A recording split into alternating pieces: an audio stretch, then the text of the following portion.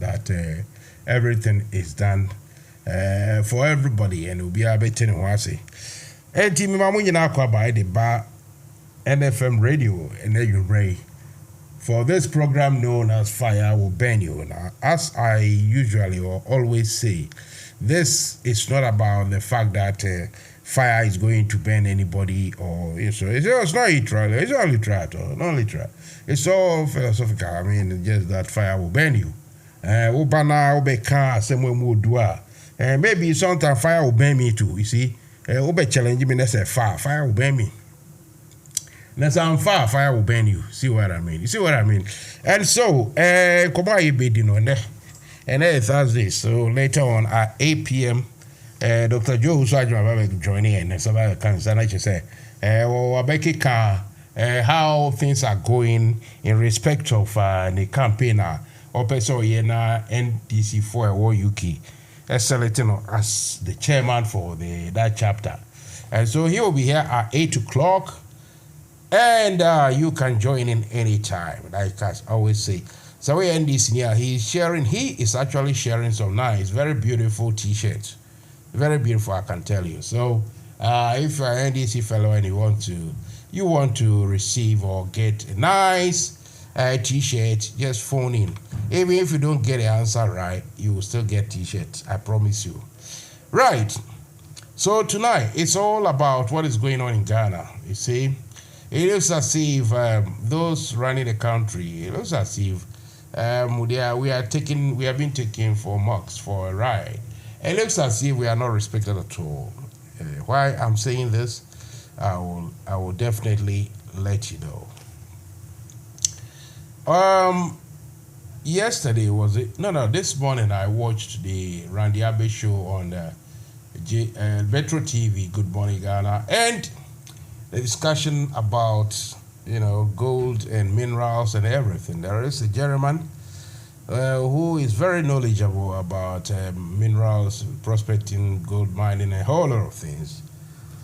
And I'm trying to get him to come and have a discussion, have a chat with us here in Europe and in America, in diaspora, I mean. So, please, this week, by tomorrow or Monday, or even if he tells me that we have to do it on Sundays, I have a special dispensations to be able to do interviews on Sundays because most of these politicians are very, very, very busy. So if they tell you that, I'll be available Sunday, and you say, well, I'm not working on Sunday, that means you're never going to get them. So I put Sunday as a bonus or as a spare day, so that anytime someone wants to come for interview on Sunday, I can interview them. Sunday.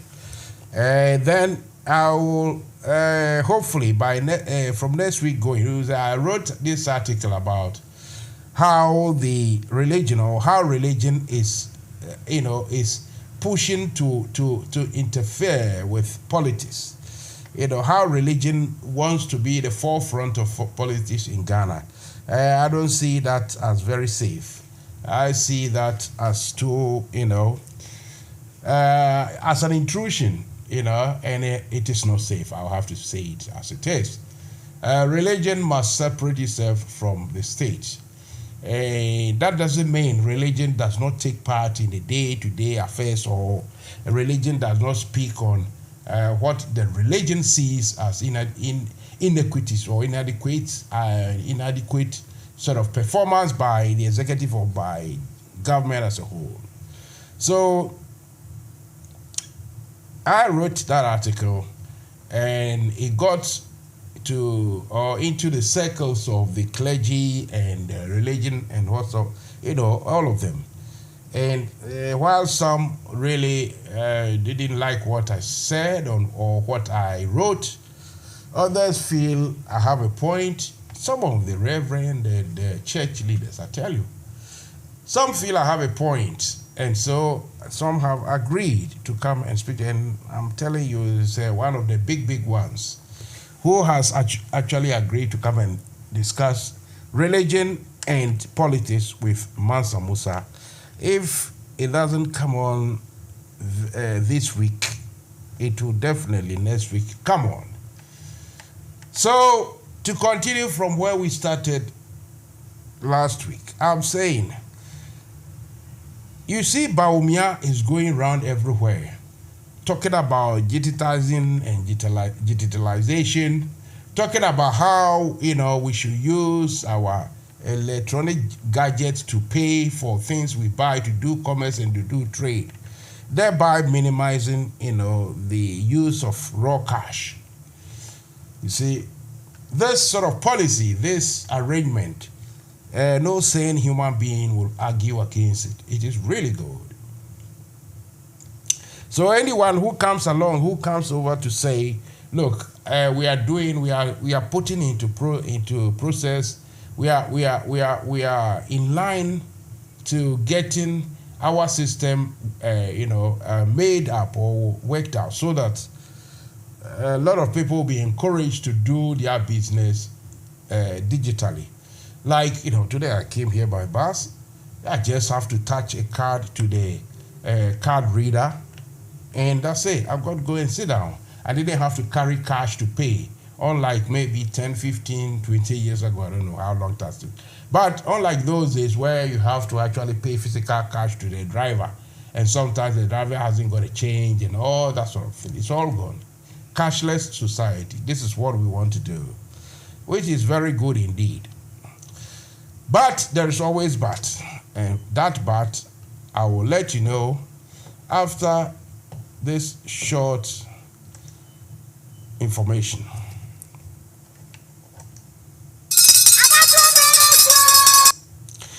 Sorry about that. This is not what I want to play. Yeah, this one is okay.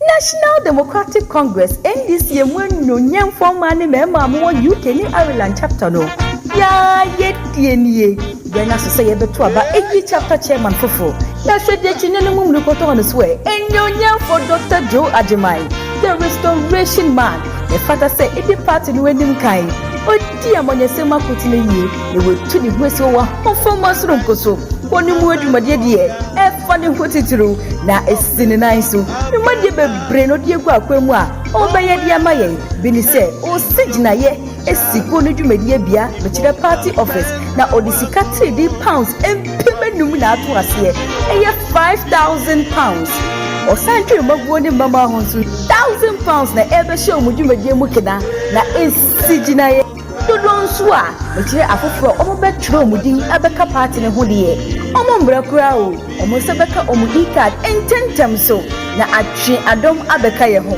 eye bosome miense bia nso party mu mpanimfu a odi dwumadi ebe show mu nse bia no obetu safro omo atena se na de ye dia show mu nse no omo ebu ho apontam mako we di bebre na no be ya mayo onua se kwatre kwose bo ma wontuma bisanidi ye ni Dr. Joe Ajimai, the restoration man, chapter chairman ana yentumano. Right. You are welcome. If you've just tuned in, if you are with me, thanks for staying. Don't take the dial, don't change anything at all. Stay with Mansa Musa because I've got a lot to say. Let me go on to the system to listen to this lady. This lady has made some blog or some comments. Let's listen to her. It's worth listening to. Cecilia Abnadafa, well done. Well done. I thought you were a woman and a mother who had compassion. They said, give a position to a woman and she'll do far better than a man. But these days, what do we see? It's sad. It's disheartening. Year in, year out, flood affects people in Accra. The Odo River gets flooded. Lives are destroyed. Properties are destroyed. You said you used $43 million to clean the Odo River. Have you seen what $43 million could do in Dubai? or in Europe or in America. Shame unto you. It's so sad. It's so disheartening. We live in this country. People cannot even afford 1 meal a day. And some people out there who have very little are trying everything possible to reach out to those who don't have any. But you, the politicians, all you think about is grabbing. You have only one child, I was told. You have only one child and you are grabbing all these properties for only one child. How about those kids in our front plains, those kids at the north, those kids in the Volta region somewhere, those kids in remote villages in Ashanti region, in Central region, in every part of Ghana. Look, there was a kid I met in Sogakope. They are so poor that they are 3 siblings. Every morning, their meal is yesterday banku with raw pepper, no tomatoes, just pepper and salt, with no fish. The day I asked my mother to give them soup, it was like, you are bringing kids from the war zone who haven't eaten for a year. When they saw soup in a plate that day, oh, politicians are wicked in this country.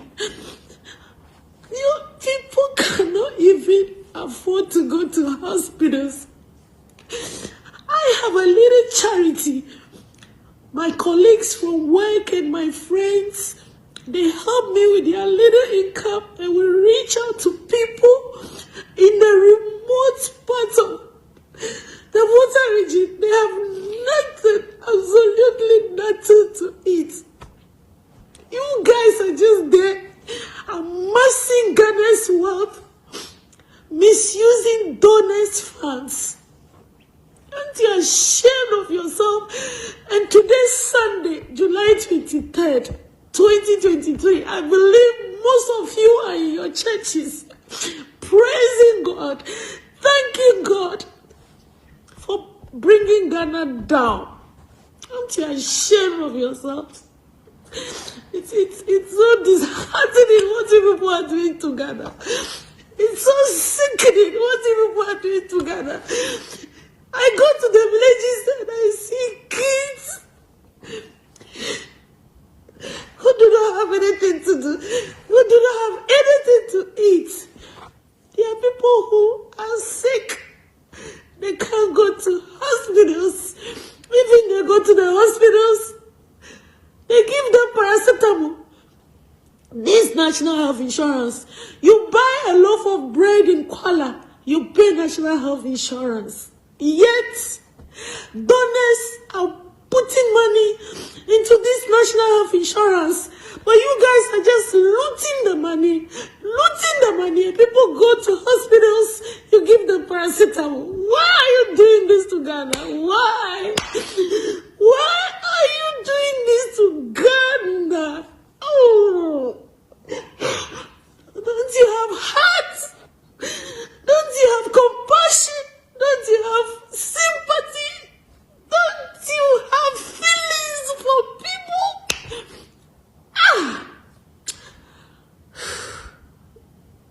It is sad. And you guys should be ashamed of yourselves. You guys should be ashamed of yourselves.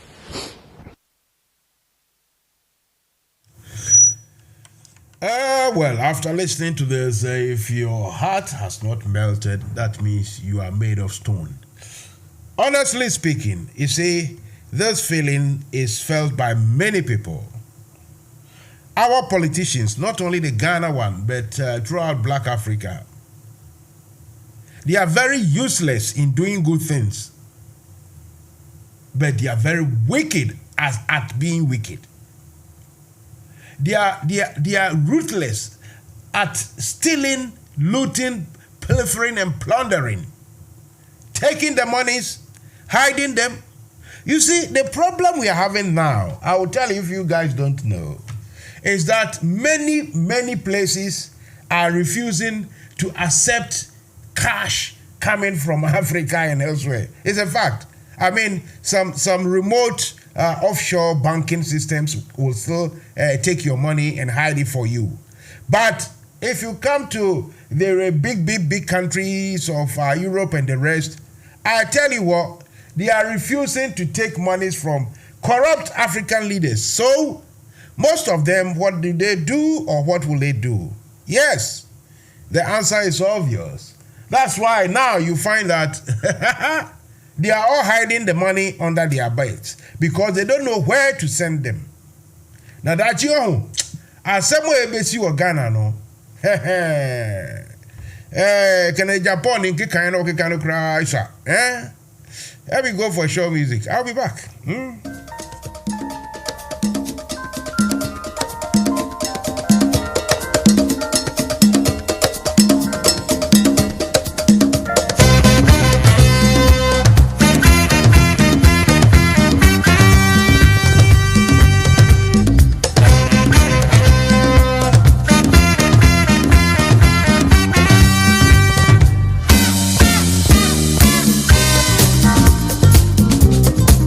When you were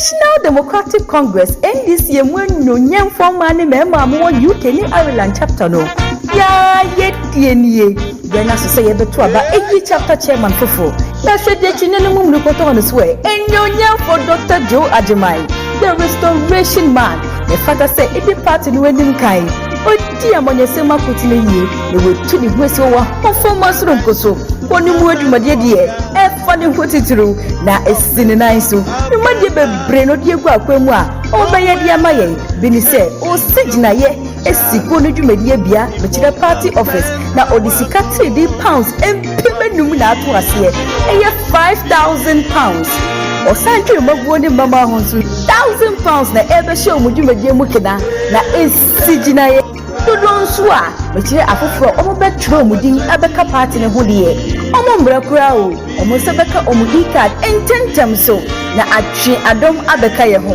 ewe bosu me miense bia nso party mu mpanimfu a odi dwumadi ebe show mu nse bia no obetu safro mo atena se na de ye dia show mu nse no omo ebu ho apontam mako we ni bebre na no be ya mayo onua se kwatre kwose ebo ma wontuma bisanidi Yedi Dr. Joe Ajimai, the restoration man, chapter chairman ana Yentumano.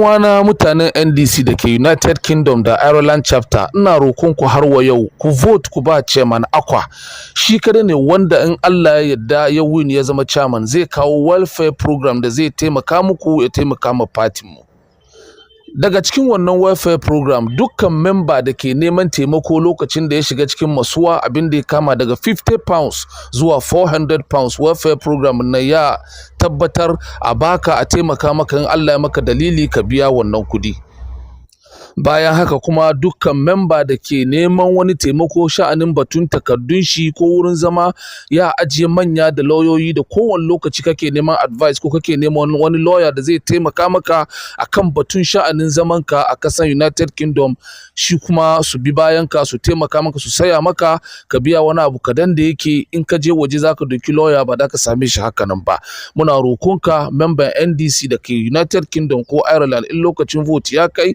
ka vote ka ba chairman Akwa shi kare ne wanda yake zai taimaka ma party mu a lokacin da muke ciki wannan shine sanarwa ko wannan shine abin da muke roko ku taimaka mishi Allah kuma ya taimaka mu duka gaba daya Allah ba mu nasara mun gode muku da ku saurare mu assalamu alaikum wa rahmatullahi ta'ala wa barakatuh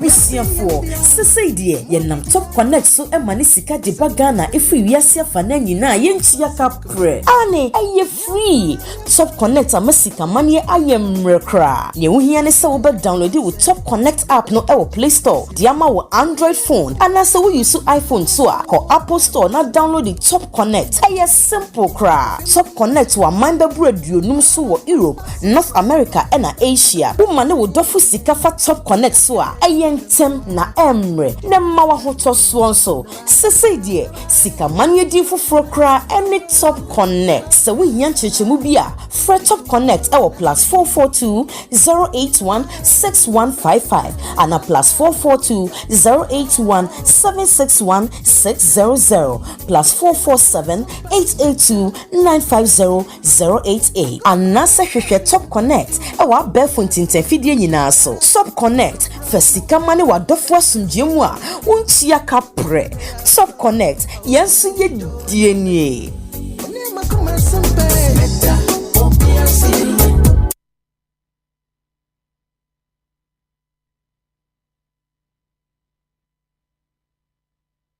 NFM Radio NFM Radio emudaho Sydney Discotheque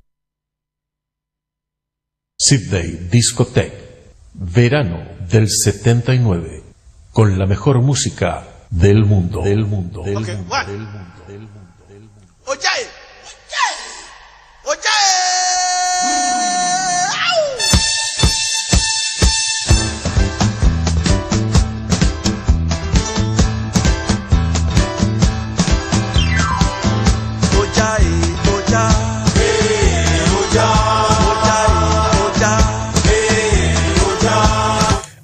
Ojahi Ujay, yeah, Ojahi Uja, yo. Hello.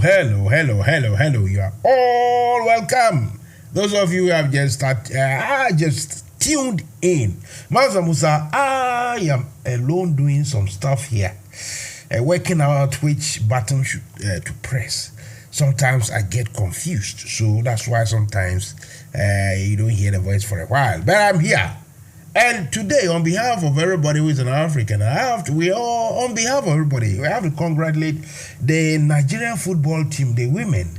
Oh my God, oh my dear Papa, because born one, boy, edu baby no now to say referee no or the obey bia Emma Australia for no one, but. Anyway,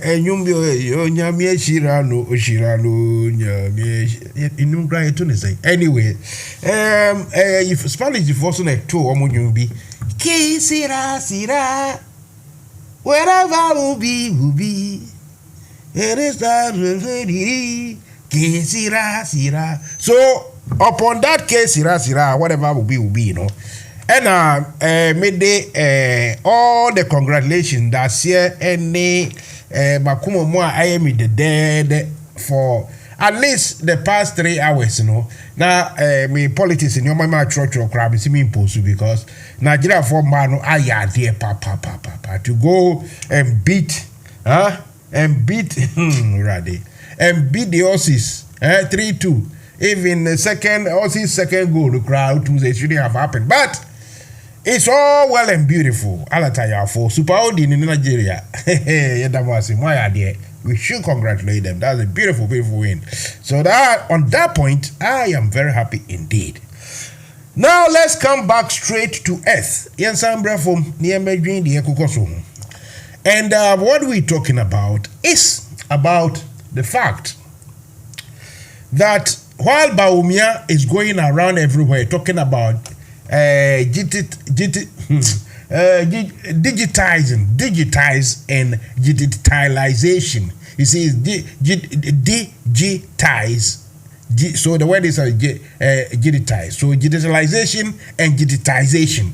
It's about digitalization, and the card, and you use the card and get a card and this and some about me kasako.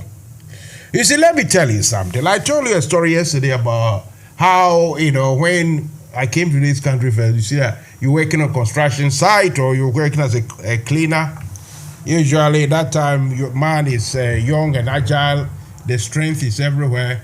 And you want to do 2 or 3 jobs, So early morning, by 8 o'clock, I have to be at construction site. But before 8, I should have been to the, William Hill betting shop to have gone to do my quick 30 minutes cleaning. Then sometimes, I had this top Nigerian mafioso who operated nightclubs, and that, like I say, man was strong and active and agile and everything. He got to know from other guys that, I was in the army and bodyguard and this and that and that. So he was very happy with me, and they gave me a very cheap job, with our license, I was still managing the nightclub for him. In fact, I was behind the scenes. The big guys with the strength, those with the brawn, they were standing at the gate, and I was organizing everything. And he was giving me good cash. You see, all those monies came in cash. So what happened is, as time went on and technology became a bit more sophisticated, started catching up with everybody. So the government decided, hey, from now onwards, people should be paid through the banks only. They should be paid through banks only. And even if you're a contractor, sometimes you get this job from the local boroughs. So the local borough will pay you. Let's say if the job is for £1 million, they know you are going to use, let's say about a quarter of that 1 million will be labor, a quarter will be materials, a quarter will be something insurance, and the rest. And those ones that anything you pay, you got to bring a proper receipt, and that sort of thing. So he started checking the process or the possibility of even paying somebody cash, because any money you remove, unless you pay only one person, but if you have about 10 laborers working or 20 or whatever, those days we have plenty of people working, you see. So we started getting our monies through the bank.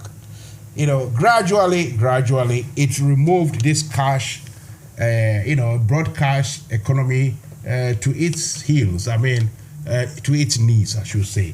So the cash economy is sometimes good only for maybe some petty trading, like here in UK or in London we have something called a Sunday trading, Sunday market. You go, even there they still have these electronic card reading machines that you're going to use the card in, but you can pay cash little here and there, fine, it's allowed. But generally people who live in abroad, say America and other places, will tell you that everything you pay by card and this and that and that. So but we are going around to talk about cashless society, cashless economy, oh Jesus Christ, digitization and digitalization, talking about all these things. For me, it's a good thing. You see, the other time I said something to one NDC man. They said, this, he was talking, I said, when NPP people came out with all these slogans here and there, you see, what the NDC group or people worried about was that all these things, if it works, of course, we will all benefit. But that means if it works, then we won't stand a chance of ever coming back to power. You see, that was a bit cynical to think that way. But I remember telling him that, look, practically, it will require a lot of effort, a lot of focus, foresight, and also lots of resources to make all these things work. Well, we want it to work, and if it works and you NDC people won't come, so be it. So recently I met him and said, Mansa Musa, hey, you said these people, they will fall down. I said, well, I didn't say exactly they will fall down. I wasn't sure, but I was looking at it in a pragmatic, way, in a practical way, that how do you get to achieve all these things? But Bawumia didn't care anyway. Bawumia, his point, all his objective, it's about the talking, the shouting, making people get a slogan and they take it away. They run along with it. So he went about talking about digitalization, right?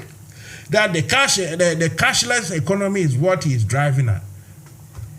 All the whilst he's going around talking this, his people, perhaps himself, they are all keeping their raw cash in their homes. So on a major no, just said, dear Buffuni say, yeah, cash beyond fancy come to bank, and now beyond and I say, Ukreska bebra, and I crofubaji, and say, cashless system. Yeah, now a Kufuado, any appointees by MPP 4 penny for no, almost the raw cash, hard currencies, no, nego them. Secondly, I never consider a trap or to me, and he say, you see, that's part of what we think about the foreigners, especially Europeans. Oh, now people have talked, in fact, about yesterday, even today, this one security analyst, something ending. I think we see ending or something like that. He lives in Switzerland somewhere, and he was called by Al Jazeera to come and explain why there's so many coups here and there. Some time ago, I remember, in fact, I have his number. I want to connect him, but let me say he's a bit snobbish. He thinks he speaks to Al Jazeera, so why should you come and speak to Mansa Musa? That's the only way I can. Otherwise, I don't know why he doesn't want to come. Anyway, so he said something along the lines which I agreed with, that, you see, the European politics, the European political, what we call environment, are really fed up. They are tired with the firefighting of always trying to be humane to, the marauding Russian black Africans, usually coming from Africa and elsewhere to Europe.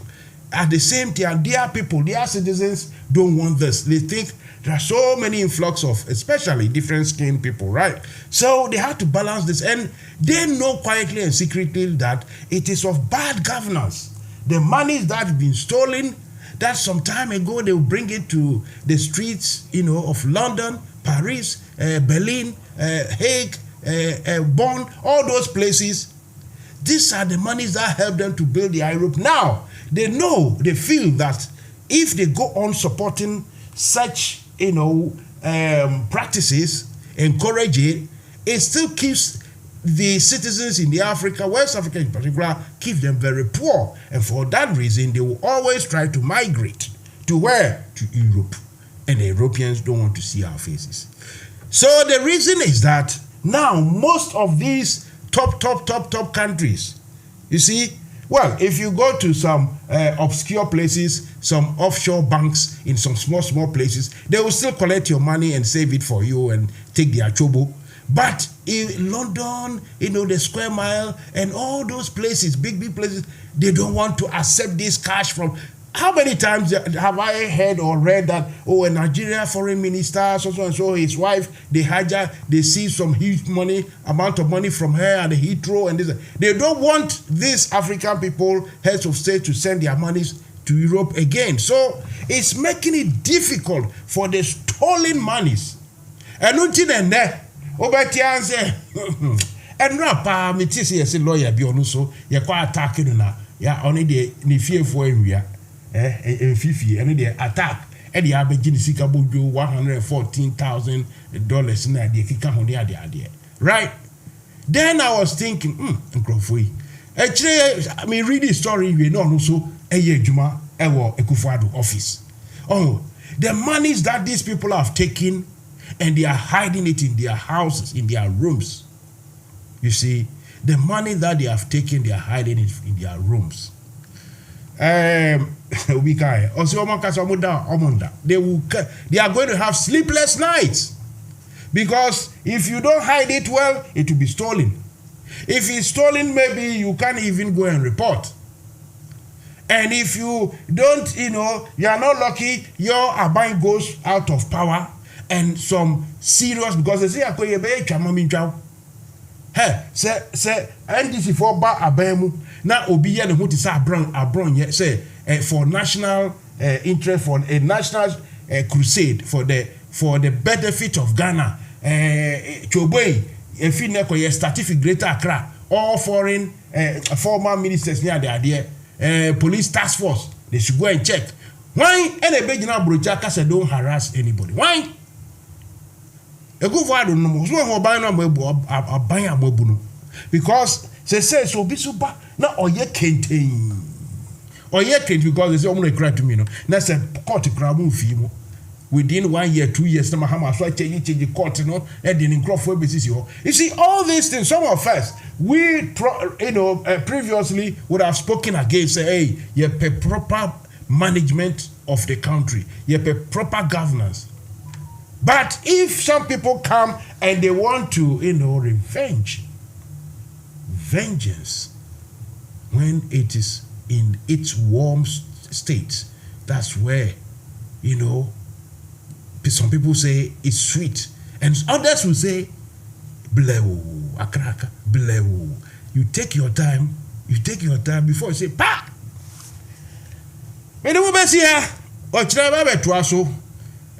Me say me ne asofo mpenifo akese bi akasa about the fact that the church is creeping, nicely and quietly into politics, into daytime politics. I don't think it is right. I really don't think so. And can you believe it that some top evangelists or priests or religious top gurus really side with me? Mesaba, when I come, it will be the turn of Dr. Joe Oswajima na odi enkomo ewumuno abrayi. Osi, Ujai. Discotec, verano del 79, con la mejor música del mundo. Okay, what? Ojai!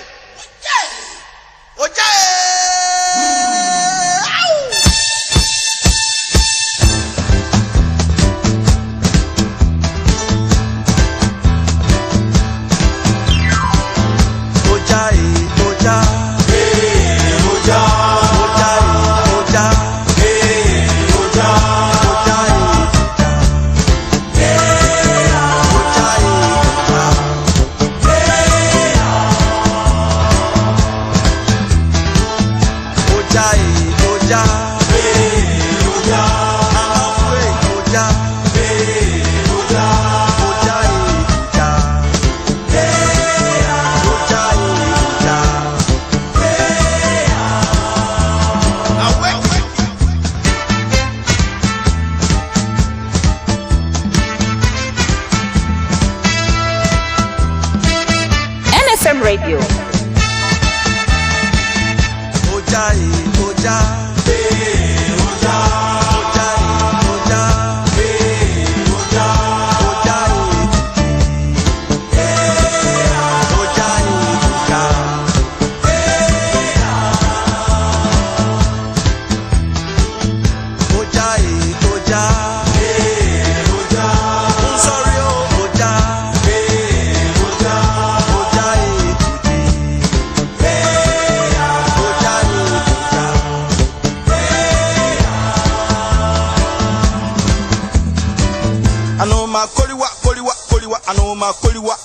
NFM Radio.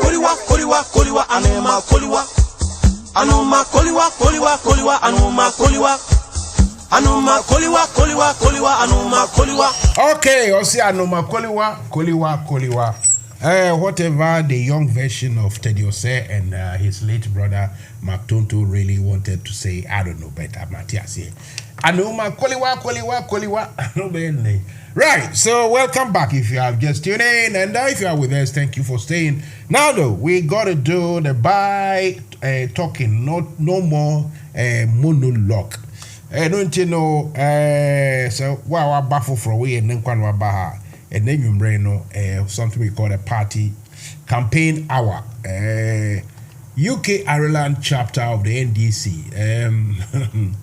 If I have to remind you again, they have not been able to organize their elections since last year. And a gentleman who is sitting right opposite me, those of you with the Facebook, access to Facebook, Dr. Joe Usajma is here, and he comes every Tuesday and Thursdays to come and explain, to tell us about his plans and everything, and also to do general politicking, and also to do what we call the health topic discussions, health hour, where that is his profession. So he will tell us a certain disease or certain illnesses and how to avoid or how to treat it or how to manage it. Somehow it is very important to know these things. So he's here tonight, and he's going to tell us. And when it comes to the general politics, I think he will not hold back.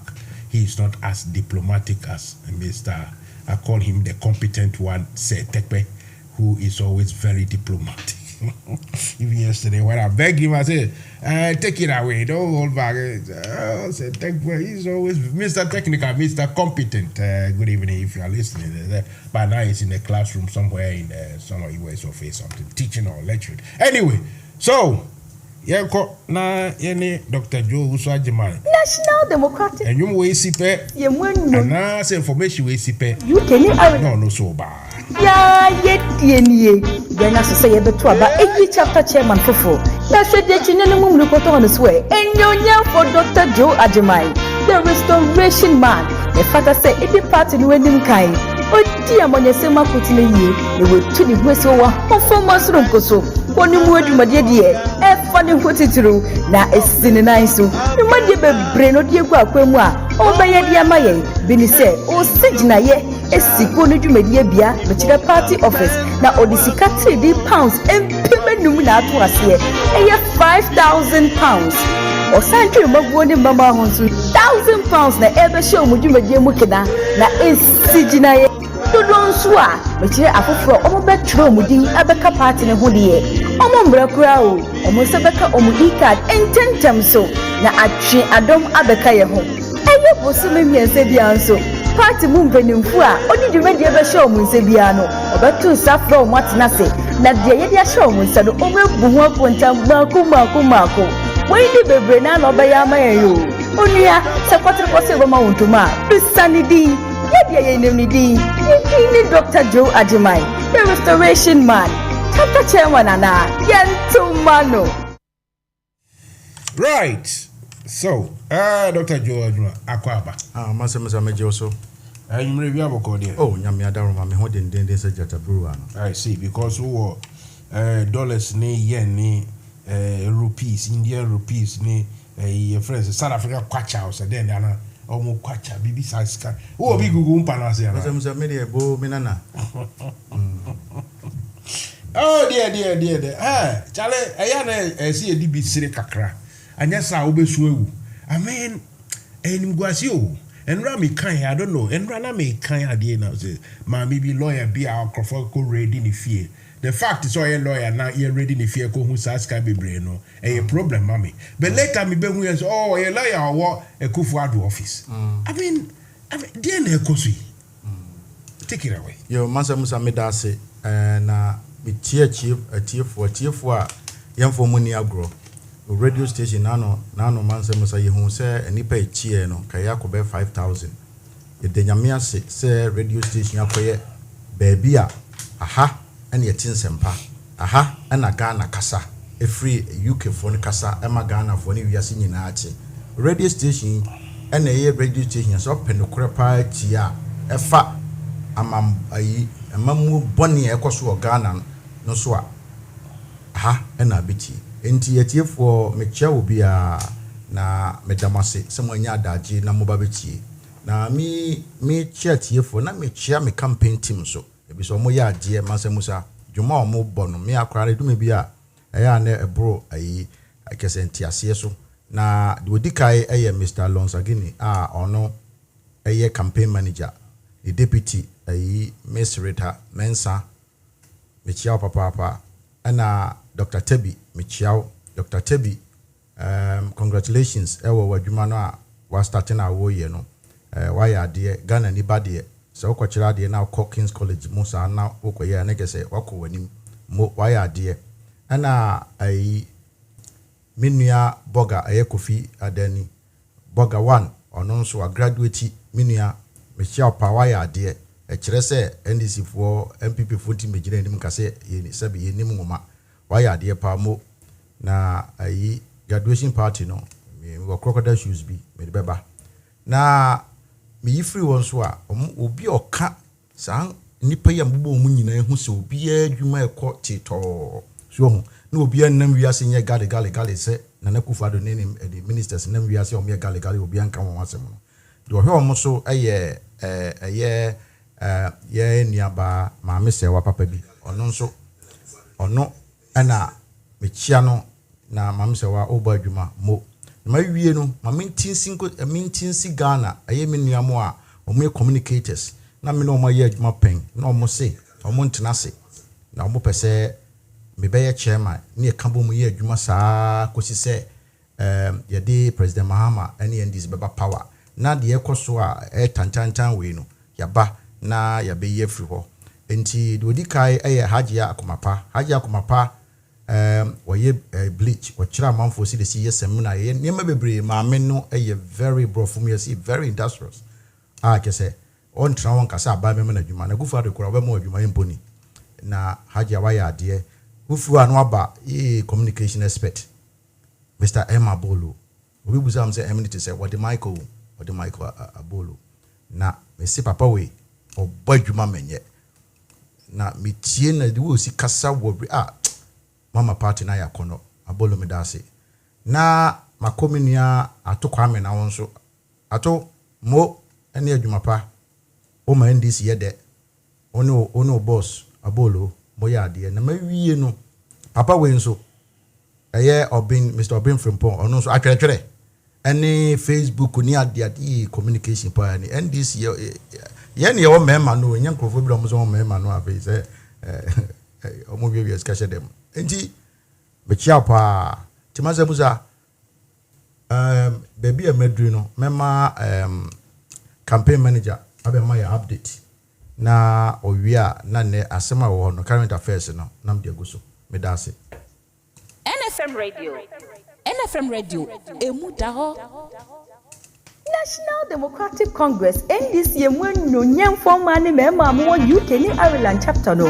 ya yetienie gena so say yebeto aba eyi chapter chairman fofo ya hwede twene no mum koto on so e enyonya for Dr. Joe Ajimai the restoration man the father say e party no enim kan odi amonyesema kotine yie ne wetu ne huesi wa onfoma soro nkoso woni mu adwumade de e fa ne hotitiro na esine nan so numade bebre no de egu akwemu a obeye de amaye bini se o sigina ye esiko no dwumade bia be kire party office na odisika 3 pounds empemenum na ato ase eye 5,000 pounds o santwe maguo ne mama honso 1,000 pounds na ebe she omudwumade mu kida na esigina ye dodon so a be kire afoforo omobetro omudin abeka party ne ho de omombra kura o omonse beka omudi card ententem so na atwe adom abeka ye ho eye bosu memiense bia nso party mu mpanimfu a odi dwumadi be show mu nse bia no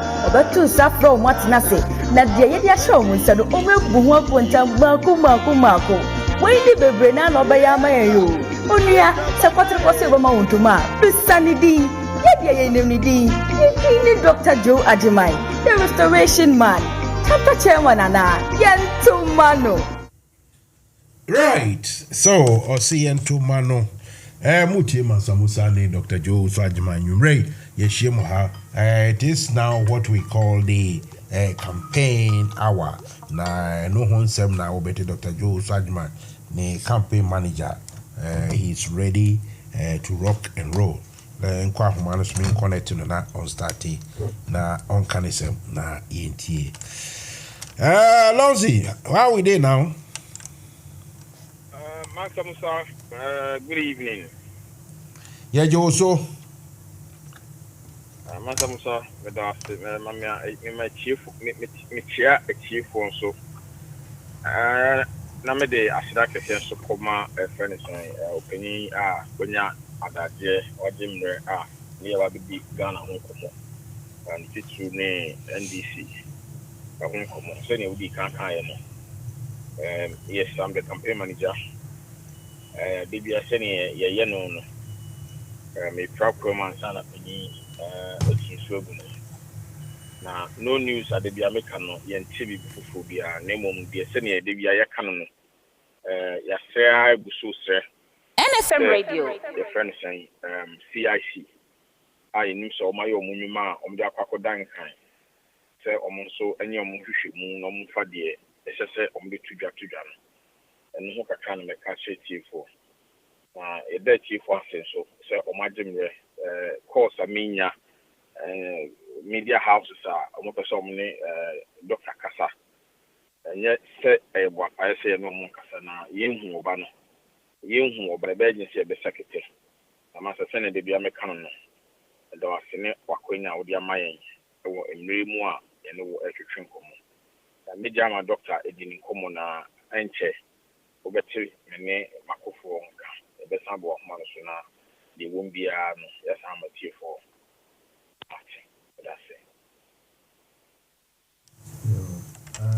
Mansa Musa medase ena campaign manager medase campaign manager be kasa sa no na kese baby ajo Mansa Musa enne asema me ma wo achiefo no eye Cecilia Gate ma me ye friend Cecilia NFM Radio ensemo ekosui sika puduo sika opepepepepepe wode agogo ne fie ye ka wase Mansa Musa ti say explanations be no aba anase nchichire mu kire se de dikai yesi eyeye sika na wode koto na mecheche ni nyina mu de aba kra nso de yesi inheritance ne brother bi na waka baabi no GSS kan ma no na de okan se eyeye sika no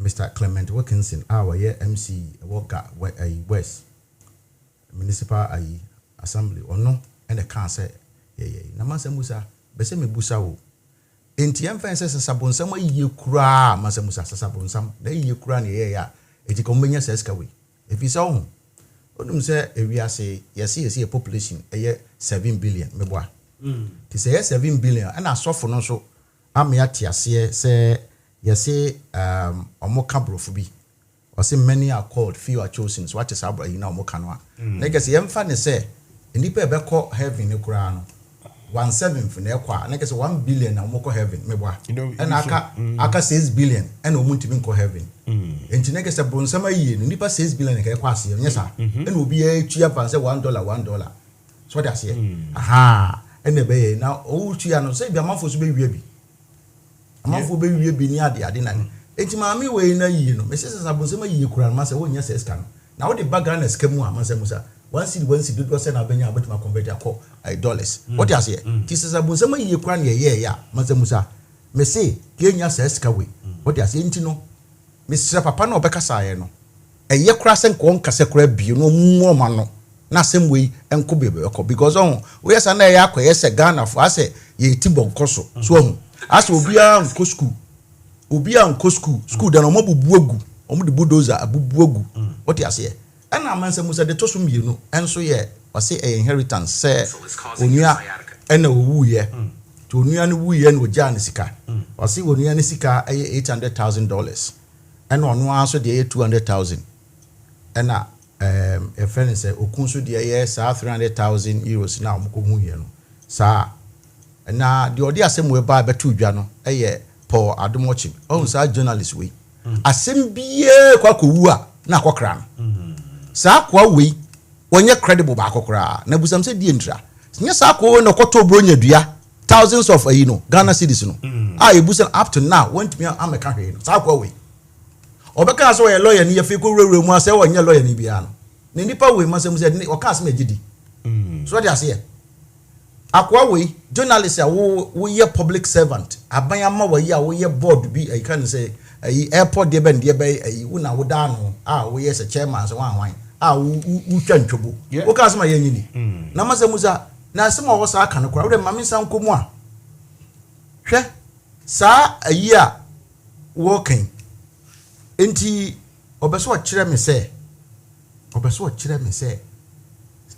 na anu ya mame ko parliament ko ka kire o mo se sa odo river no omo epeso omo ko disote na ebe cost $45 million Mansa Musa say mo kai sa asem aha anes kan ode ko yin afa go bi we kakra say odisote wi na company na ye no e man be 2 million bi iti asem no Mansa Musa emuni de yin emudi pa na oka hwe na anu ye hu se maame no assorted perfumes kwa woni fie eye $1,400 what the kwa na say $16,205 Ghana cedis Mansa Musa na mi busa enti perfume no a Mary Magdalene e kwa ye Jesus amunu kura ho no se ye washins de ka akire ne ye washia maska yi awo billionaires ayi kura no a market ya ejig maami nko bakoto sa perfume sa kese Ghana fo esika no mudi ye me ka pa se tamana President Mahama ewo ho no me kai se onua tamana wo ye president onua eye Ibrahim ekoi no se me de me machine me bibia mam enti no me kwakoye sankrofo ye dede yanu mu ye dede ni kwaku mu ye dede sa wo Ghana ani onua ena de ende ena machine owi obefa ye nyina ye tie Mansa Musa ye tie de course wo Ghana so $45 million Ghana cedis $1 million convertible Ghana cedis what you say enti no maame na omomra no meka na Mansa Musa hwe de me kwa de ha me kra ne se de ha me pa ne se ensem o mo ka no ase Ghana fo nim nyansa ti omo ye na ase ye nim nyansa na omo keka nsem bi kire what you say na se inheritance ya Mansa Musa se wo inherit obi ade se wo se wo tua tax ana maame na be tua tax se wo se wo declare because constitution ni kire se sika bi obegi minister wo declare wa ya wo na se obegi minister ni wie sika obegi bia so wo declare apart from wakatu ye de ma wa ye nyina anim no edi mam no be declare na adabraka mesinya na kan kosiprat o se adabraka adai MPP for omoma ye break na Ghana for ye dwene ho mo mmia ye kwa ma sese no nsuo kwentimi no what you say ti mo kisa omoma ye break what you say na unu se Bible can say ye woni ma nyina ho akwan but nye niema nyina so ne fata ye so what you say omo ta akwa asori no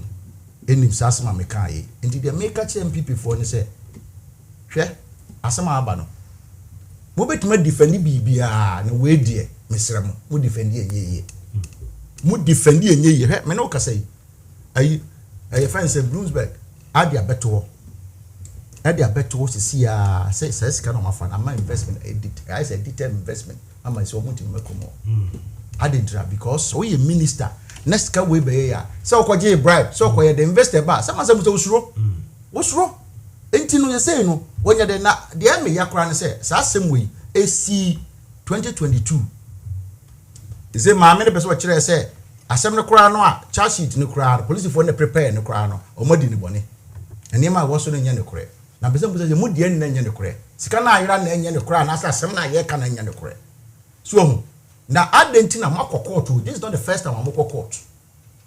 Afa ye ti ja no. Wo se enema e wo so no nya ne kore. Se nya ne kore dia na to fi se ayi e fe ne say 10 Ghana cedis a month for afa. Mon charging kola no 10 Ghana cedis say. No mu say 10 Ghana cedis 10 Ghana cedis ko si dai. E wo Ghana Mansa Musa. Mo da mo sie so makoto ayi e fe ne say store tamale.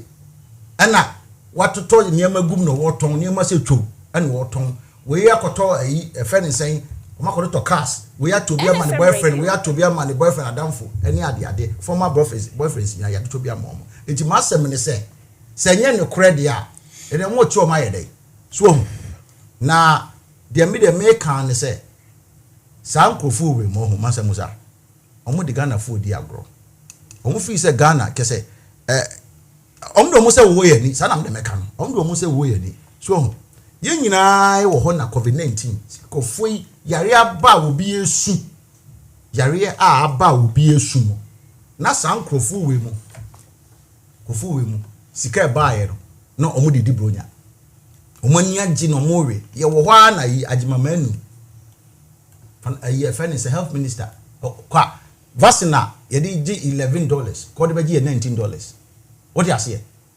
kesi sika bia o mbedi eti wanya nwanwa mo de mo kohwe wono so fie hwe mo de mo ayi na fa ni say ayi special prosecutor wo de men ko hot temara na wo de men ko yi na mfa kan bibi nchiro mo kan chiro mo se ayi obia ntuni dem na mfa police phone ko jeje na mo ko sachi o mo ahwe o mo be hwe ko ba bi na e se de he uni a wo kwafuom na wo se ya bobua bi na se ye de nwura bi egu ba bi na wa bi o kakra nye kokoo e bi na esika na obi de kosie wo de ase ukona bibi sho hwe na kona sase bi tutu wo na nya ya na wo se ka wo ahwe wo de ase because ankofo yi so metwe ko gu wrem wo de ase na yi madamfo bi asem kan ye wo se eze no we ene ezis kan ye we dia na ayi krasa aka ye very say ye national chairman wo se ye se we ska we dia wo se ni mo fo me ono ne di nka won na mo nka say yi no 300,000 euros ni ye ne dia na ka mo magina de so de ase na enye omusubanye aban we no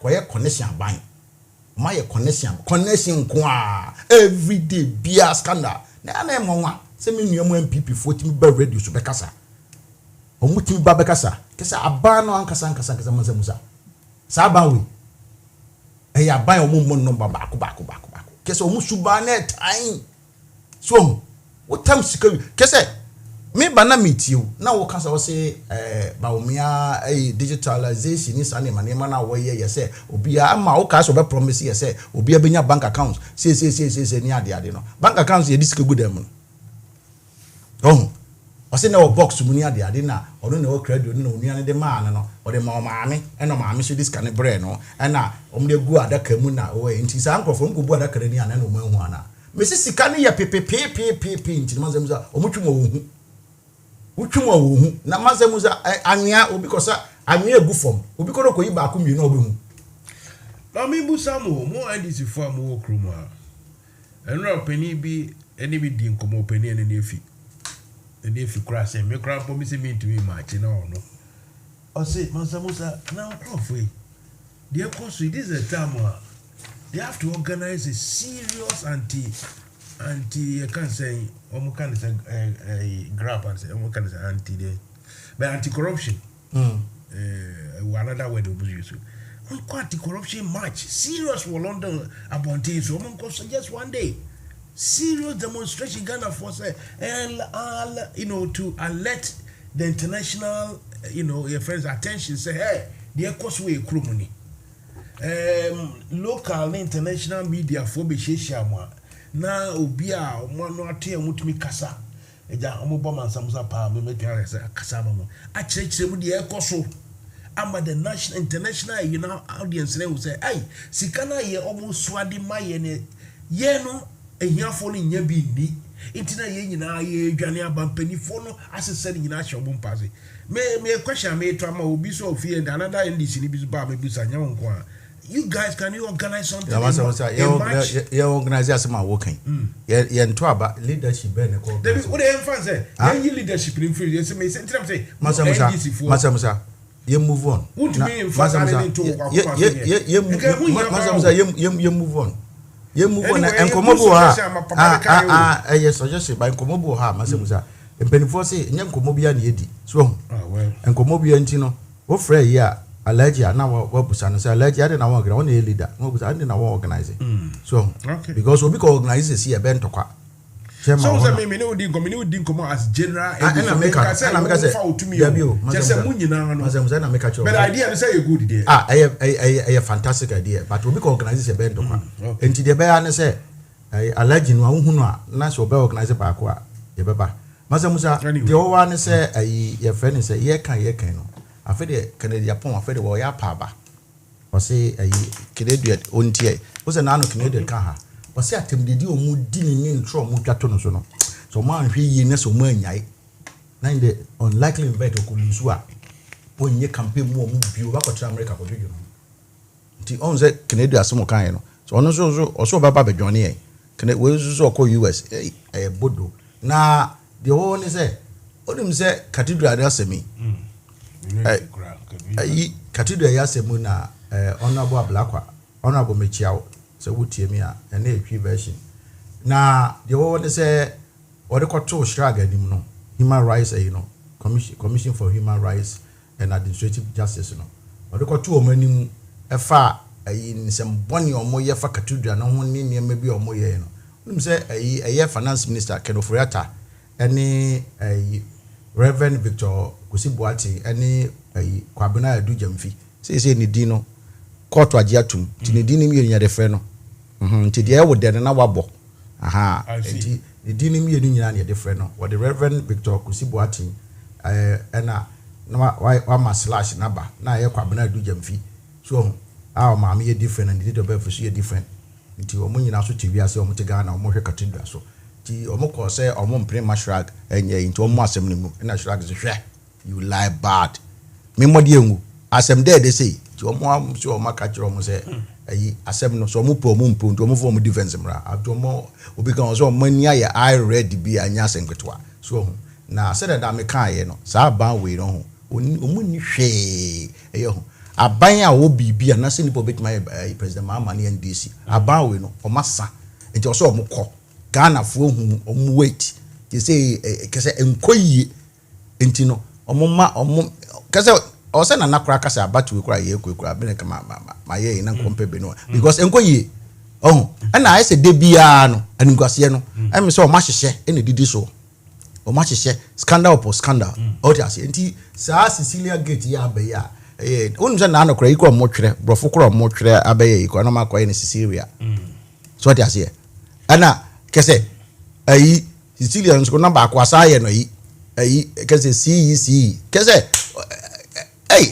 go for pa almost be on my bin san go for mu me say woni wo mu ne ko school na woni na awie tete wona na ebobo yi no edu awade a yeso wodi awade wi ase wodi awie aka won so hwe so kaya ne ye to sa anwum nti e ba sa no a omo na o ma we no o ma school kura so dey ase bon MPP for na no mo ma school no they say omo so akodwane MPP nti omo ne nyansa chen obi a wi ase edikache amanfo se omo nkan ade Mansa Musa nsem a ekoso no ho sa wodi atie ayi onabo boache jako ne nsem o keka ye atachia ne nkrofo bia omo Mansa Musa the more be kan fa we mu no ho kese Said the nan kind. I've lost all the limitations in the hobby. These people are criminals. Mansa Musa, me say sikanwa nano yeye no. Obi kan me say was say wantie ni ye. Enti mesa boso ansa na mawie Mansa Musa. Me say sa ayi maame ni sika no wi ayi no. Sika nkasa no. Ne wo dem no se nkwara na fa na e wo charge sheet no so. Na sa charge sheet na wo ye no. Me say ayi count 2, 3, 4, 5, 6 and 7 to wa wanya bi no unpa copy make mama copy be we copy ni bi e wa ha na de wo ne say sika no ye ka sika nko a nkwara na wi o se nkwara na wi ono no se nkwara na wi o aha enti no $1 million what they call Ghana cedis ya 11.56 Ghana cedis ye ka million so ana nkokrafo ne ka million ana euros no so ma fa na 300,000 no what they call 3.84 million what you say ana Ghana cedis wo ho ma sesa omo yi di bi nkakran no eno so ye 350,000 Ghana cedis ne go ho na wo ba assorted the year entoma ene omo ntade wo ho no so a 95,000 Ghana cedis Mansa Musa na ukọ assorted perfume na make say no kwa na Mary the cost paper Jesus no tama Jesus buye no the cost for na kwa no a kenye say no eno nso $1,400 now the balance one is 16,205 Ghana cedis now ukọ jiwa so akọ na se jiwa so wo ho a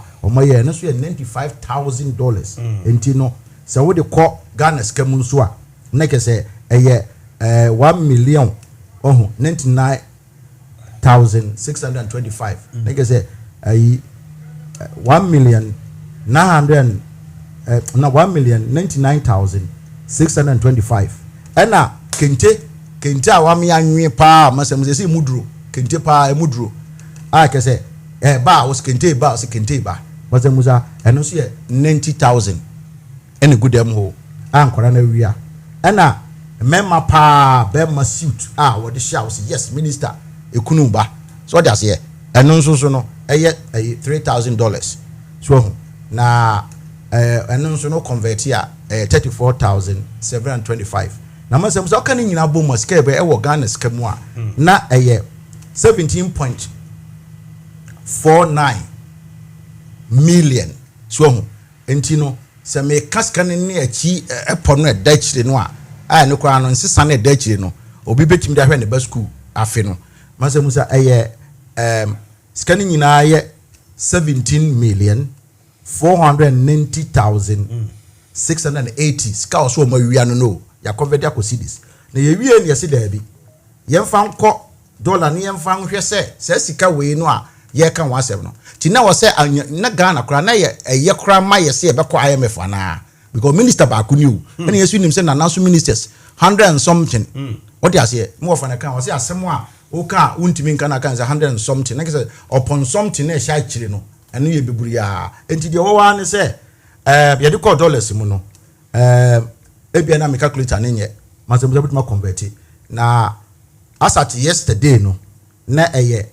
$1,511,073 so what you say minister baku you the 5 times minister me bra mo ansa na wo wi a sa presidential staffers say ye kra ye nyina wo ha ne hu driver na wo ye a friend say GMPC omo driver sa time na honorable keke sapon wo ho no o say na driver bi okofa $1 bukai no what so twa picture na ha onu nko a o enti so hwe ana presidential staff ani ade no bebrebe ye wo Mansa Musa for mo kan over 1,500 in fa be kan we hu na obemu se o se nke ko IMF na se yenko omo nyina si $. Enti no Mansa Musa ye wie ne se da bi ye de be ko euros because is no o kan dollars na wan ka euros hu asem so na enye enti eno so ye 1,367,098 euros sa 98 nkwa Mansa Musa se sa obi de hwe ne ba so da se ye fa nto ene ye se da bi ye wo hini krum enti yemra ohini krom no na yemfamra yen converting yen se kabose no ba gi free krom ha enka se na nka ebeye enti no and also yeah 1,173,583 pounds. Mansa Musa, enye sika ketewa. Ana sika wasu Mansa Musa enye sika e wo nyina o. We ye sika ya twe film ye wie bie. Wasi ma wie bie o. Mansa Musa, ne kese de tawo nankasa no. Efi wankasa no. Na wasenka say ye name fie ni Bank of England annex. What a Bank of Ghana annex. Na kese say no. Ya kese so person ko Bank of Ghana akoni atuma. Anadwe na kese ko fie na ko akoma mi. Nyesa. Naka oni nakasa enti Mansa Musa ye wie ne se da bi Ghana na wo sika na ye di ansa na new Ghana cedis ye de ba e wo e friend saying early 2000s no enti no ye mfa nko ye de koyere Mansa Musa 174 billion 906 million 800,000 isaka bio 174 billion 906 million 800,000 tituo sika no Mansa Musa says sika we se wu hwe em nwa kwaso omutimi de sika no Mansa Musa obu akọ obewu mi kroma so obi kodi loto onya mentai enti ne kese sika no mo hu bi pa pen Mansa Musa enti no okwa anopa bi omkwa no omani akohwe enti eze ne de madam fu na ala tani na wase one de on cash can redeem money no em say ma papa ne no ayi no ma me no oku no mo redeem money enti ne kese asema wo enti we no me kra de me na me gidi say e your mind be say US kra na nkra no mko wi ayi no e bi kwa nka attorney general kra betimi no mo ago ayi fe ne say ayi bargain plead bargain na Mansa Musa omo aka say omo medi adanse what ase de ye hu sika no truck kra de ba say ye ayi truck amanfo piu say car truck say hwan you Mansa Musa say sika we de na timi ko gudem enti onua ni wu ye no ana Mansa Musa ni fie ye bank ana hona maam ni so be save ana kesa save no Mansa Musa wo da dwini ho anye yie so na ni nyina ne se asema meka ma no be sia ne se sa ban we no obai se obiwia no okum Ghanaians na manfo ogu kwa hwede ne ma yesi nam 1 sika nipa mebira fa mo hwe hekata we pensions mebire agem because e o ma hometi dia ban we no dia meka ne se what the couple kasa mu a omo ye hopelessly useless manuasi right Dr. Joe Ousa Jimo said na noesi about 20:38 that means 38 minutes past 8 o'clock here in the UK. Okay, there's no question here. Let's see if there's any question here or just a message. I don't think it's a question here, but I'll check it. Then if there's nothing, then I think we have to move on to the health topics. Okay. I'll say Mr. What's the name? Mr. Danny Kofi Henry. I'm watching you, Dr. Joe Sajma. This is Bogati. Yeah, Bogawan. Oh, Bogawan, sorry, Yeti, Bogawan. Mansa Musa, how are you doing? I saw you at Leighton. I waved and then drove past you. You are doing great job. Bogati, you waved and drove past me. And I will Babeka. You saw me. You didn't stop. Then to say, oh, Mansa Musa, kina laugh yalo.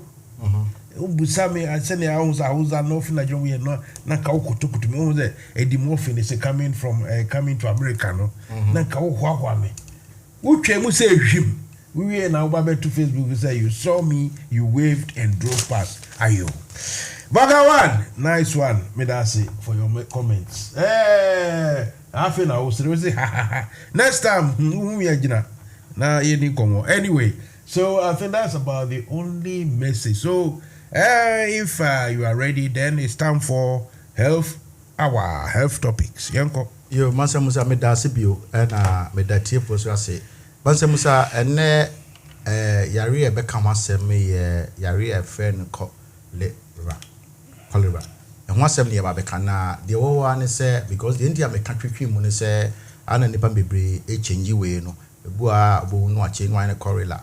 Ni ade ni a onti no yare na yare we di enti na wose ye ka ho asem na ano ye ka typhoid ho asem na saa yare we ni Mansa Musa eye yare bi a ho sometimes unya symptoms bi a woni beba ho so no symptoms be start no na fe adu ba bi a kese wo yakọ nsiedo na most at times no according to World Health Organization aya na enka ye treat uhun internal wo treat with sa ORS no oral rehydration and defense and sort no we are all the goods from now no ma itimi ye na ma menka statistics kakra bi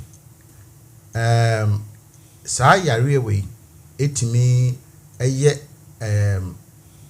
your friend is say amount for who say every year biano between 1.3 to 4 million cases and etimi ya amount for around the world. So what I said, nature say Arabia a na teto no so no you do history na meka history kakra fa yare wu e buy ne hu part say covid ye buy ya na ye nti enye yare a ye you e baba be ye kese epidemic endemic yare a na nya senketo nti no yen hye nso na afibia no between 21 to 143,000 people in worldwide nti yare ekumni papa what I say na yare no de yade ehye nso ye se obronyi friends say acute diarrhea so acute diarrhea ne say diarrhea akọ nanim pa kese enye normal yi na akọ ba akọ mienu bia na we no we de kese ebetoato aso saa Mansa Musa na wo nsuo nyina ayede na awe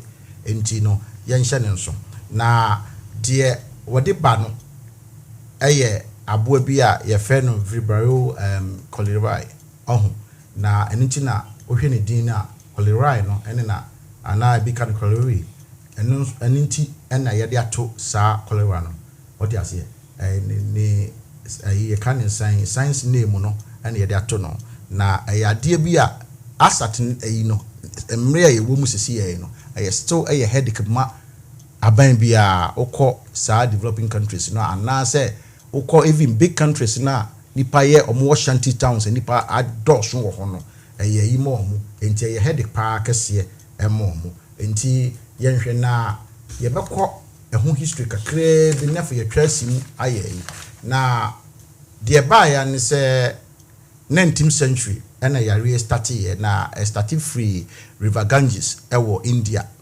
the delta hono and started na free a pandemic enti ekumnipa millions. So when you can say a bibia a pandemic and it's a free one continent to another so enti sa ne koyeye ema ekumnipa said COVID-19 beye no enti ema eni ba ho ena sa time na eba sa nso so no etimi say si 1961 ena afei 1971 and the TC Africa etienhye nso na US nso 1991 ebisi ye but say no ena nsuo ni niema I say developed countries no omu use no mu treat ni ade nti no aya enta ma je say obi wo ha o se na so odin onni niema bi so na wote o man mu kura se de ya etimi ye wo na se dem si kai no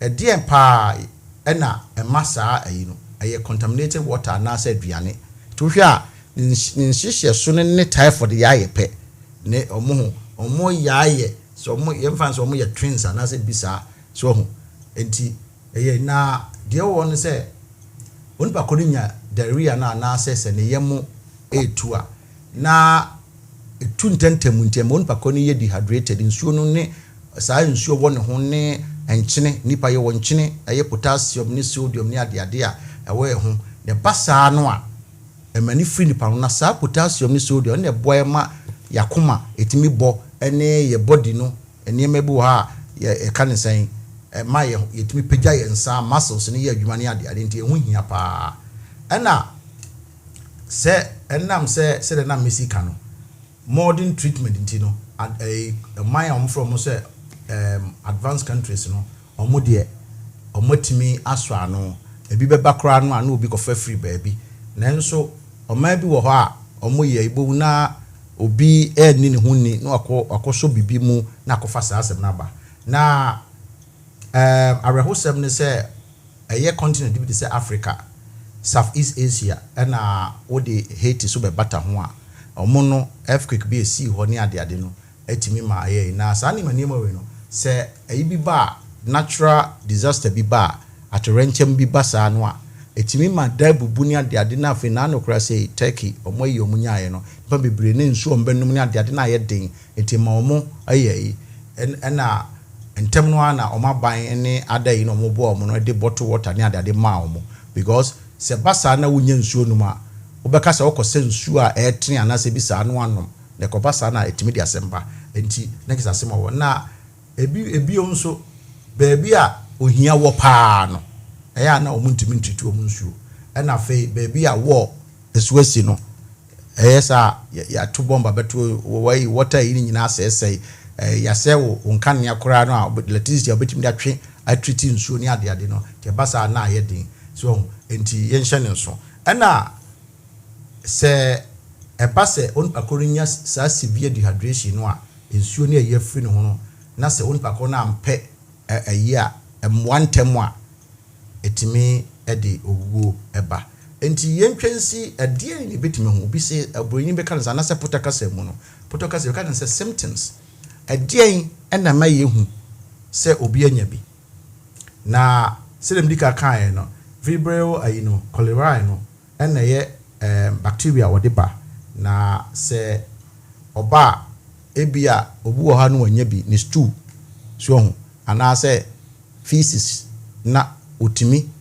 ewo mu saa enti won pa kroko sebe omo gya omo na onsuo ho ni ade ni beach ni saa ni manema no obu okura no odware mu na bi obi akogya na bi afra na bi oye no anom bi ni ade ti wo no ma no apia gu ni ekọ animu a etimi ma onya bi enti yenhye ne so na se aboa ne ba nipa everyday mu a 7 to 14 days no ma start no ma wo ma awo mo na nanka nso ne ade kese body na start no mo di boni omo boni no edume bi a na eya kame a yese MPP for boni no wo ka kora no mo mfiu no mo koso no mo ye enti yenhye ne so na de wo ne se Mansa Musa kese etimi ye eyi ne ba obia no naturally ni utimi nya diarrhea utimi nya constipation oyemutu anase oyemusi etimi si body no atimi de cleansing itself se eba se nsuo wo ho no edoso mebre na okidi no atwi bi kona se nsuo no fi se edoso mebre a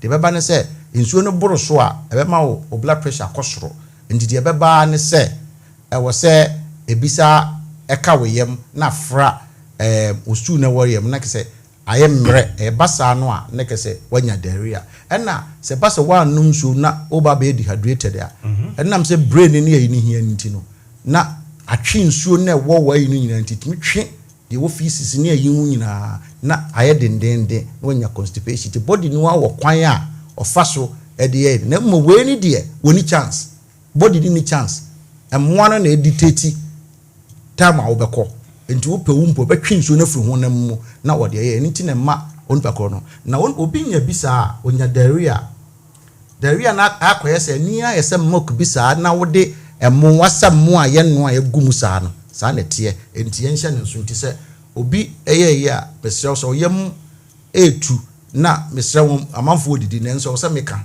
ebise ebeboa ye nyina na de wo ne se oyem utu na se okọ ba bi so a na wajana no na do ani ahwe se saa na tie ana mekan obi beka say disgusting but eye wow dia utimi hwe wo hu se ye nti wan hwe a abran bran no enima bi wo ha utimi hwe se ajana na aye tuntum ana sa ayesi wo hwe a utimi se yare boni bi ba ho na wa report na wanyare sa enti yenhye ne no so ye wo symptoms no musa ene ye koyanim na de sa ho ne se edu wo so Mansa Musa edu mre bi so a na onpa kro ne bo fun no na ofo ofisa so hu ne pasa no a last for hours na onpa ko anya treatment wanya amia replace salt and water no a kire se salt na eye potassium ni sodium na e free onpa kro no onpa ko comment mi mo enti mo a de ne beba na ye hwe a onim se unya sodium ne dose a unya blood pressure na sodium ni ya too low so a wunya ade friend hypotension no sabi ya uncle square cheche say sodium enchine no on say sodium chloride do yi sa yi free mu a enema wo mtin na say se obi anya mojabro so blood pressure na yes men ni nchine so ho aha enti no na saa de no ene boa ema control ye blood pressure no so that's here enti say ena potassium so no yakoma boni ade na nso boa enu nti na say US obi omubu obi kumfo a na wama saa potassium chloride no dose won wedie mu a akoma no botintintim na ate ana say agina na aye nti enhye ne nso na ebasa nso a na nipa ne dehydrate afei too much ya de beba ne say onpa kro no beye ayese wotewa na ayese why irritated hu de wo ye ne ho afei no waye mre na nani ankasa ya ode hwe wo sei nani na ayese obi oti baabi na ase opese wo da bisa no ne ke say why dehydrated nani na ye fita so ho na afei so no wo se nani mu awo nani onpa kro ni mo because sa saliva no enya free nsuo na ye nom no abi na saliva glands no de ye adwuma e produce se nsuo ni ho a afi ne nani mu awo afi de beba ne se na kom de onpa kro nsukom pa opensu anom dendenden afi na onpa kro no ne honam aye se sabi wotutu akokọ ho na ne ho aye se de awode no ho sa na aye enti eba sa pe na wow ubehu se obi akosa atebia ni mu no ne kese kire se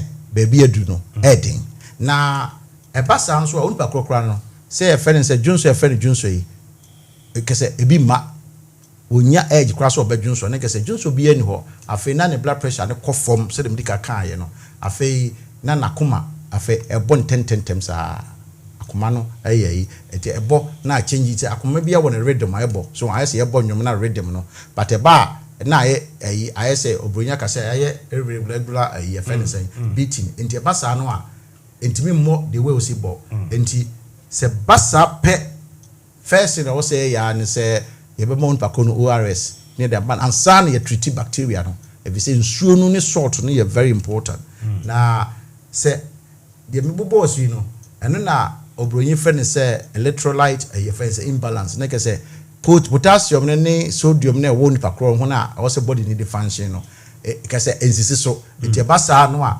na on pakro no afi no anya muscle cramps afi na the sodium ion ni potassium ni chloride ion ni nyina efri ne mu ahona na ke se abade e di on pakro na fo shiki na de ba no se on pakro shock NFM Radio shocks na fe basa no a na glucose I was it the body need to me cells ni provided the cop the bad na kwa adwini mu ni ade na eswate enti won pakro no body no nsuo no so ete a enti bi mfa bi nkoma na afei oxygen level no kofom glucose level kofom adwini so ni nkwa ne hia a wode be yi na ebasa eno na mo friend say won pakro nya severe hypovolumic na kese nsuo wo ho no akofom te wote hypovolumic na kese nsuo na akofom na wote se yase obi anom nsuo ebia 4 liters at aprapi amun wo buahwe awua next won pakro nya hypervolumic ne se nsuo mo a obenum no etimi ma blood pressure ne kosoro ena nsuo ne ba form ani ntina omo use aduro bi de se bendrofomethazide ene furosemide mu na de ade na yese water tablets no atwe nsuo furo mo ho a na atwe sodium ions ne free on pakro ho na blood pressure na kofom they said dose nso a na ma blood pressure into the opposite the reverse is opposite the case enti no yenhye ne nso na epasia na kesa semaba enti no na course no medical abobo se de course saa yare no ye nyina nim se eye bacteria na ya friend saa no ene de course na ye bebusa ye ho se eye den na we kura no etimi ka se risk factors ne den risk factors ne se poor sanitation conditions they say utu kwa na akoba bi na se sanitation ye ya ye careful say baby a wo ko no kese bottle water anase nsu abenum no try say obey no mebobo so kakra bi ene on say can say ye waiting tentem ntino ebe boye na yetimi spend time because any topic no na em say kakra wo mu na ebasa nso a reduce or a non-existent stomach acid aha ade bi a me setiefo so obi entie ne ye say cholera ba na bacteria no de ye ne say omo no omuntimi survive ewo acidic environment na ye nyina no nyame boye no wa mayen acidic environment ne ye wa acid no sa acid ne produce more a utimi nya indigestion na say utimi nya heartburn no so na de ba ne say nipa bi wo ha omo body ni ntimi produce acid because why e kire say obu a wa yakora onyini say acid no a produce a bit mekum sa bacteria no a omo de sa cholera fa bacteria no ntimi enye temwa na omo de ba na ntimi enye no ntimi ba na older adults so eye nkokrafo de mrafo no so no acid production so akofom because omo nyini a enye ene onkrofo bi wo so a omo take antacid indigestion remedies be say Gaviscon ne sane man na no so no neutralize acid na wo ye mo no enti saboa ne ba na ho na be ye brunya ma no ho be heaven ne ke say we enjoy na akoye say nkrofo no mko wies kana omako maame sisila da pa fie ne ke say ho na ye dam mo enti wo firifie okwala kope ne nkrofo bi say wo so bra betena fie na ye nkoso ne ye de ye ntwetwe a enya na make complete for neka enti ana ye wo bibidi say A2 blockers and as a proton pump inhibitors or me pressure mo ne mo no ranity the crowd ye free market mu by your ba ko bi e for method ni sa nema no sa uyusu a e ma acid ne kofom sa na mbo an so pe acid ne nye ya na obi acid ne dose no ne ke say obi atanya indigestion acid ni sa nema no se wonu maduro bia ne ke say ne kra boa o so hu ne say wiase no nyame boy say bibia ha obi a no eno so e wo ba bi e boa kakra ena yewo household exposure say obi wo ha na omo fie ho no sebe ehudi pa efe so mudi omo ni no enkoyie na obu akohwe ne cup omo de no nsuo tea cup yo no tea wo be sisi ba bi ni ade kese basa ene sa no ntuma ye careful so ena we dey a new research na meskawa efred say through the documents no through the research no ena me hu say the research aba obi o tap o no omuta sa yare cholera yi ba etimi affect omo. You mean say blood type O? Yes. Okay. Enti eyade a say aba ame hu enti say we obi a was type no na say ebi ye wa say rush to hospital ten enti no atiefo nhye no so ada yi timi ye yi enti we ye new research a ene many boss no me hu dwiri me finance well research dey say dey be ekoda nim and afi nso eya ukọ say esikafo no ni Mansa Musa mo ye mo celebrities no ni ade no mo no bo na mo ko mo restaurant wo e fani say kana be waf ni ade mo ko tran na fe bo na raw chef food ni sa na ma ne on say fish ni sa na ma ne ma no obo okra wo say me we ni sa ya raw na wo we upa che say sushi no ye njaiwe fish ya kuku a ye first well done but near raw no because you onkophobia obeko no ma ye raw no more we sa means am busa sa question bi go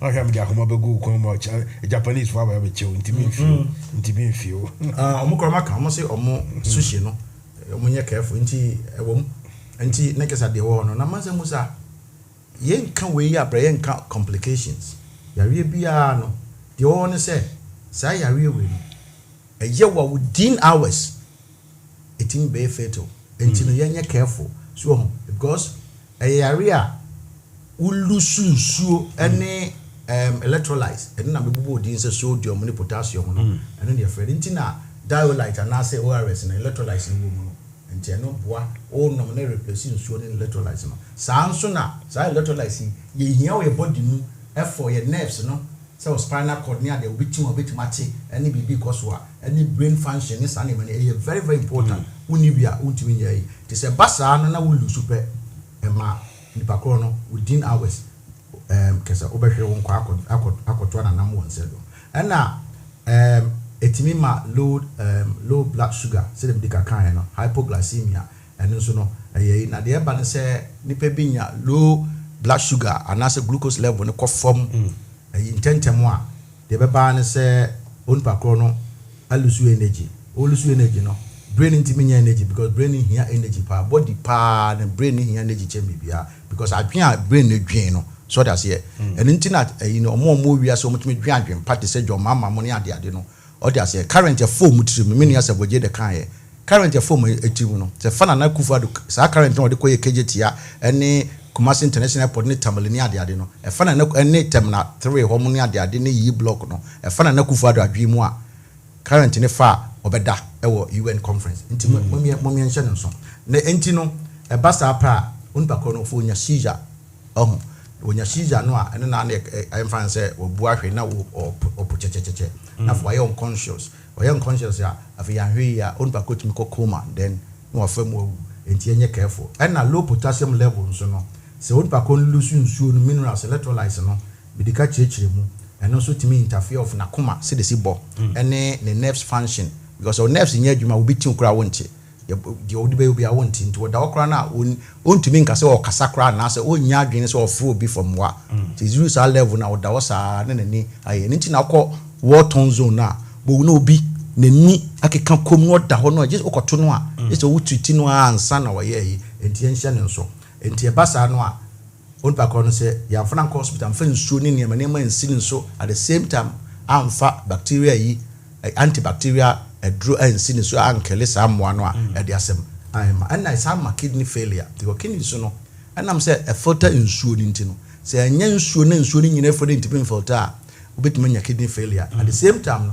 kidney so say use energy na didi sa filtration no ti say ntimi nya sa na ntimi ntwi nsuo no a ohun nsuo nyina besa be kidney de ye ne say ohun say nsuo na wo ho na sa anase the whole day omfa say wanom 500 ml of water na nsuo no ho no enye ya the kidney be adwen be catch the kidney say filter more enti be twe nsuo na wo system ni mu na body na sa use so that's here aha enti no sa nete na nya sa next adwen no ba be enti adwen ne de ono de baby o ye no aka cho na o ye sa nyina no o use energy glucose and o de ye to nya e de asebeba the kidney no e ba na se nsuo bi enu no otimi ntwe bi mfi body mu ni ade ade a na ayina ka yese wo adwuma wo ye ne kra no e say glucose ni ho enti stop akoma stop because who use energy na energy kakra aka no memfa ema cells no e wo body mu e pasa na ne kese na akoma stop o kidney na stop na o kidney stop so a na kese o fem owu ano akoma stop de a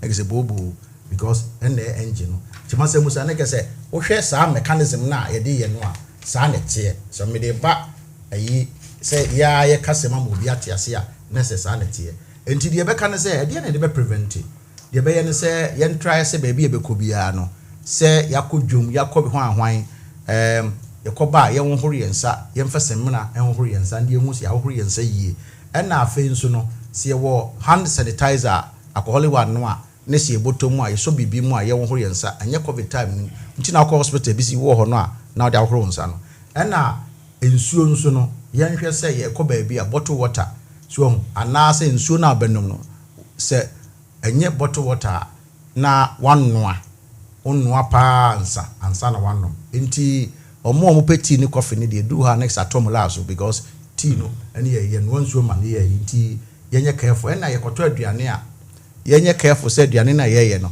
onpa konnoa ye hyehye na ne ye gi nye se woda kochinia so ho ansa asususu mu ama manfo asususu mu ansa na akoye na wi ase komede me na wafa na wadi enti enhye ne nso na yi palo bi a o man bi o mo ton wo shop e nice pa e very very nice na o do ano pa bo say ejadem o so ma hyehyehye nice pa o ko do wi a da bi mi ni obi kun wo Tesco in fact enye blows but in komo be support me wo be gina ho e na wo yi croissant tonga na said that de na wo di be ye no and as of the rubber crashers and anka wo dey kobra ni gina ho no de nsa left nso no o dey touch na se na me si edi na tem no enti no search ayi ni nyina no dia me pese mechanic e dey for so say sa ne o ma no wuto a me to me do fear either say microwave and answer me am oven no ma sa dia shem enti say ja no over 300 degrees no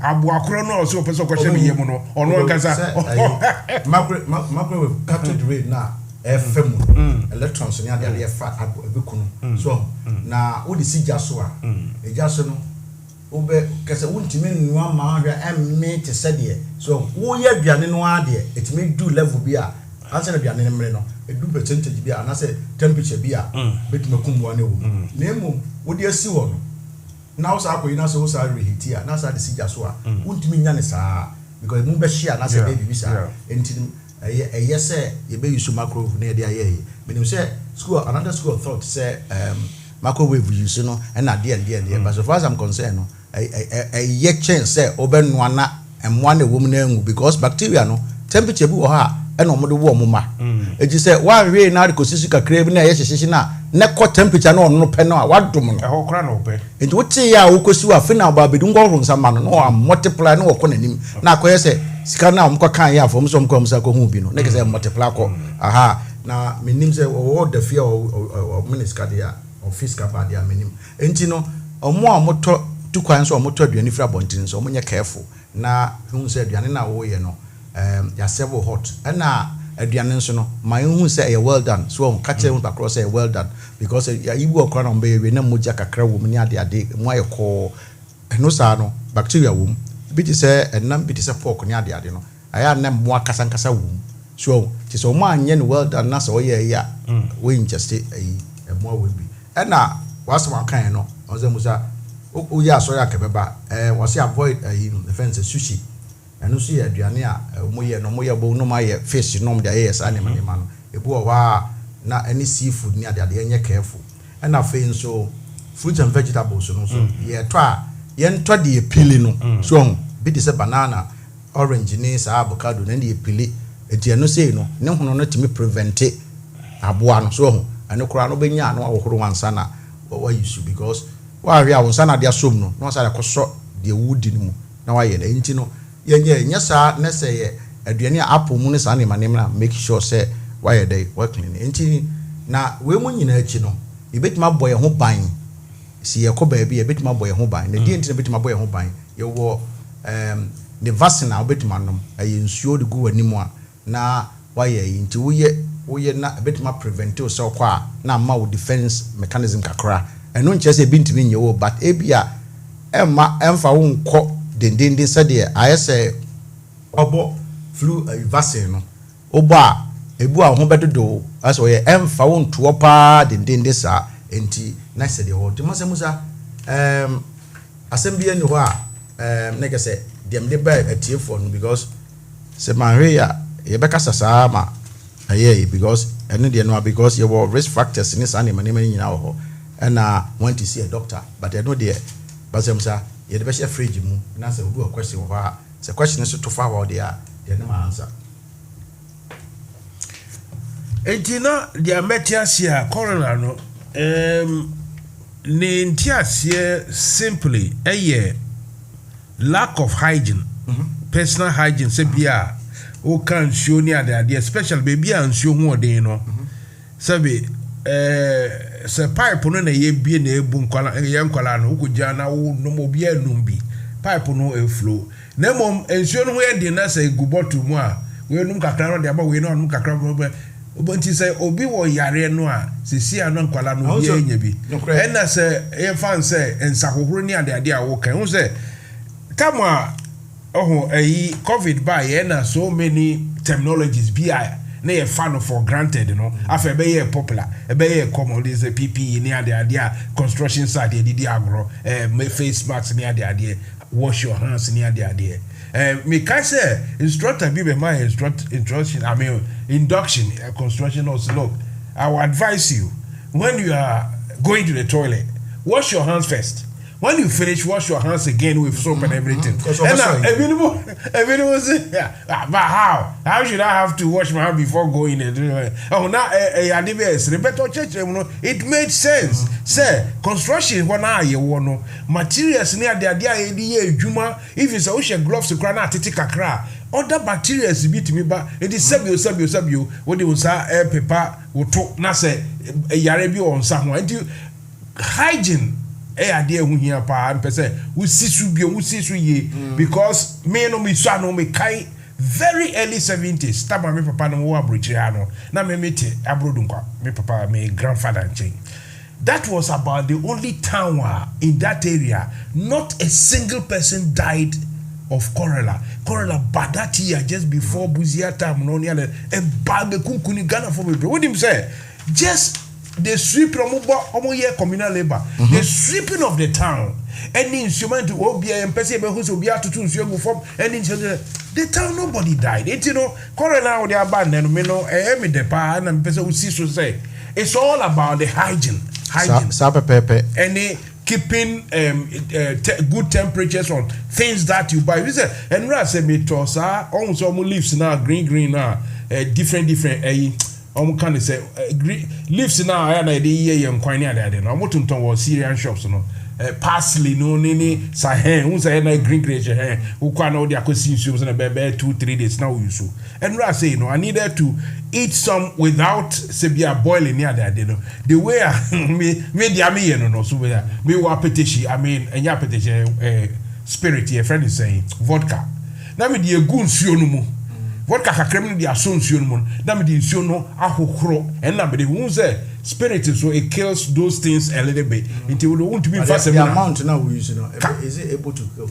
Say it's better than say me this you share be so na akaban no be say so me be say menua so kai chemistry catalyst yes adebo okra wa we fake kra na wo be boa mu amoma be na the one say o kan sem bi me de pa community won say kan ne communal labor ni sa ne mane no ya prapra ho on say rolling time wo be kaya na mo prapra gatamum kese na onim say culture local culture so no etimi ma sa yare we eye yare a etimi local culture ne kire say obu wo ha sa yare a boni we aba no na ohina na say obi o krom ho inse say ombedi omhu ni nsuo na omo sa na say bia mema sanitation officers na be taking nsuo na hu say mu na aba na say sometimes no nsuo to a obi agane nan nsuo bi ketewa bi o mu nyina sanom na tenia na kogum o dia se na aba na ha obo wo mo se yekukum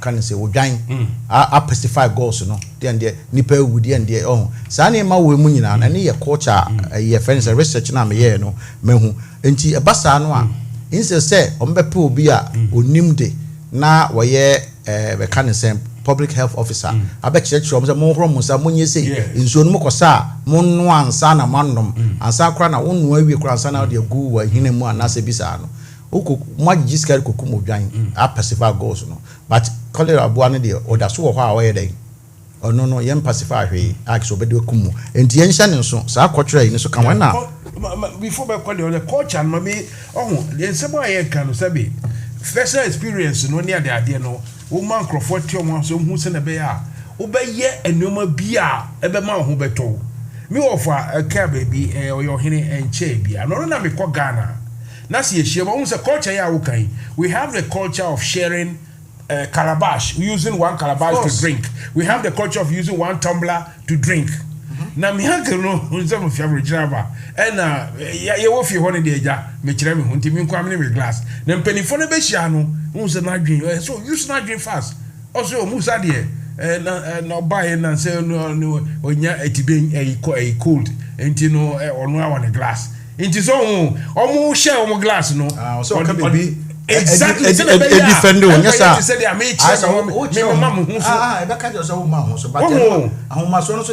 exactly until or can be bisa no na tisa cover now I'm drinking from because the etienne say who say ya etienne we are not used to that no say uko na omo oli chiche no uko di obetumi ayare no mo titi ho asamusa say immunity no asema ya no thank you what you say ntino obetumi aye na o kasa wo kire wo no asamusa the best yan say wo kwa na ukura bottle water ejema o so mi kura bi amenum eno an masem say we nyenche ho bia because minni madam fu bi okoye nyame kwanku what you say okoye ne wo say ono mo ye na onim say ayi calabash yasem a okan yi obu okoro na adekoro no ode ma okana ne nsakra ne kokromuti sei ena sabi obi okoro frefum aba and yeah, na won say me can be actual. I think say a team from Banchi. No, you need to. Mansa Musa asema working. It's good. On say adoya omo mudoyi. Yes. Odona ni nsem ye dryer. Onim de oye. Ospete.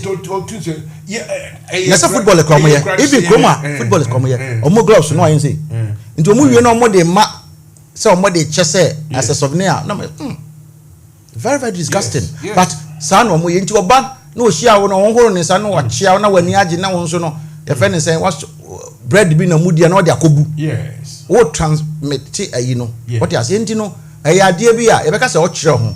But you don't do in such a way say enti no also omo tie ase. What you say because kane no na omo makwa broche no so.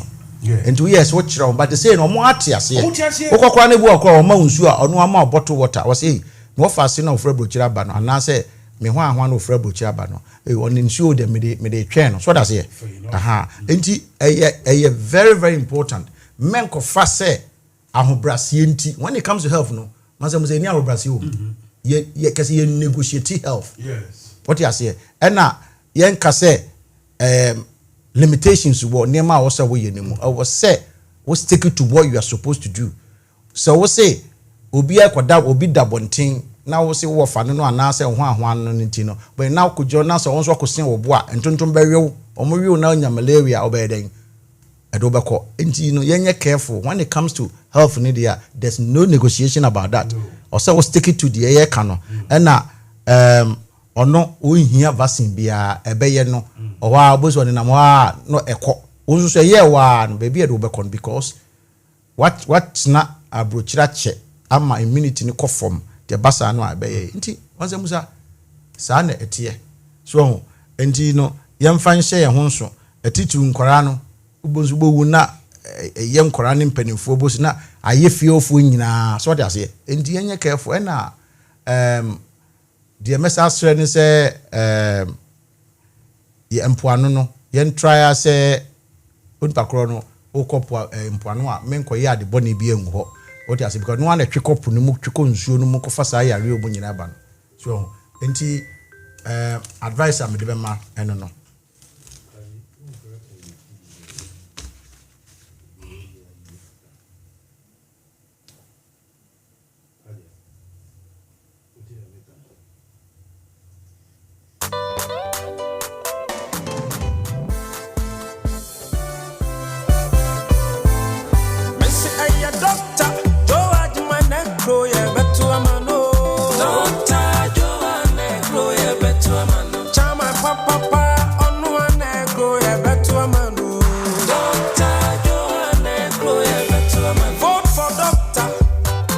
as chairman for UK and Ireland chapter.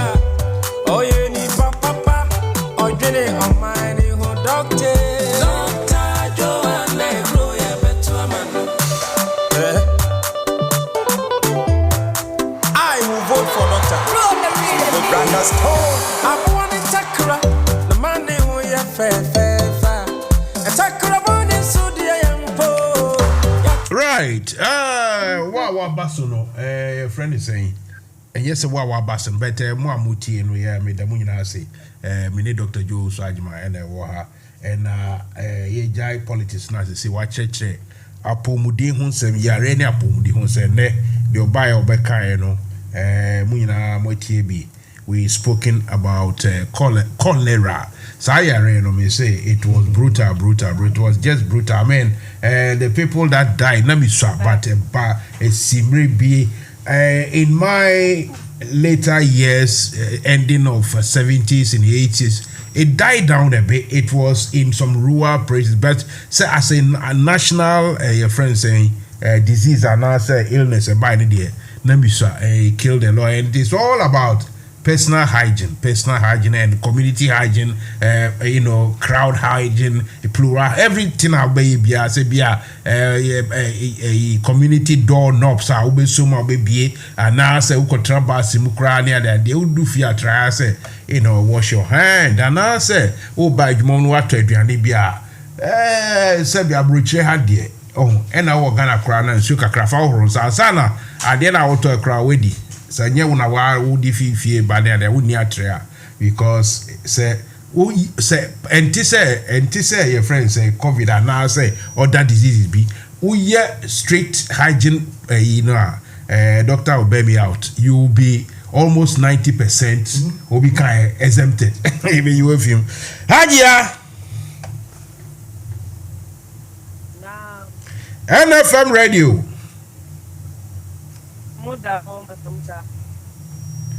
Hajia Otimeka. Okay. What about the young quay?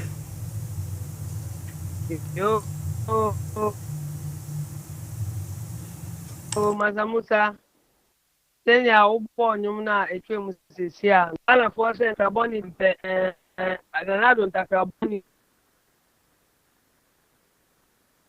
They say pet as I say a boy yeah.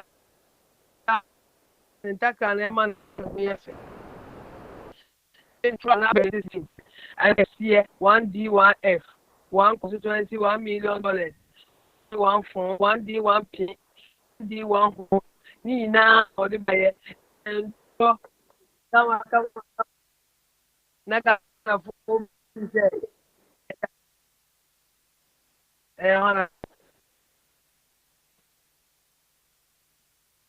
Naga open I don't know what I'm Kasa bitonka. Mitonka haji kasa. Mitonka kasa. Yo. Naga na open say. We dey wo ntakra won ho pan o. Ne ho be say ututu ntakra no gu a. Konson pinta na. O show honom. Enti santakra boni die. Baby. Kai maybe me tia we tie for papa bi. Tie for 400. 4,000. 4,000. Yes. Me na I mean Aja mean to me who me sure say free me ha. Why ensure to because why you so to check kakra? I don't know. Ensure to because I so to say wo kasabate so to check. Ebeye network na.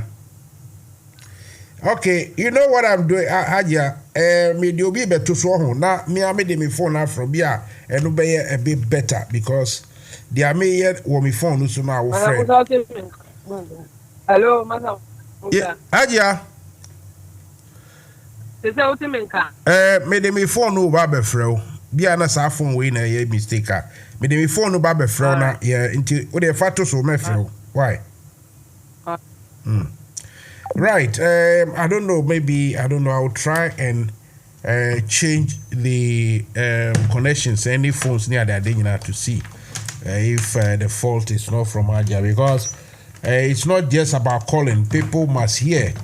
Me a crumples. I mean, tini ya. Let's just say radio. No so they will not hear. Will be kind. Nothing will be heard, which is not clever. So I need to sort that one out. Hopefully.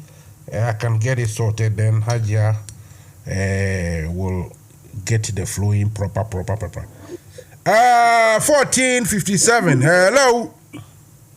Hello, Mansa Musa. Good evening, sir. Good evening. Now, why you? There is a big phone speaking for my car. Okay. Yanko. Indeed, NEC is blessed with a lot of pillars. The man in the studio, he has been a pillar to NDC communicators. I mean, Dr. Osajiman. Mansa Musa, anytime we are NDC, I will be chairman or dream part of the partner, NDC, you far ban easy, our Ghana. Mr. Papano, I hope my communicators.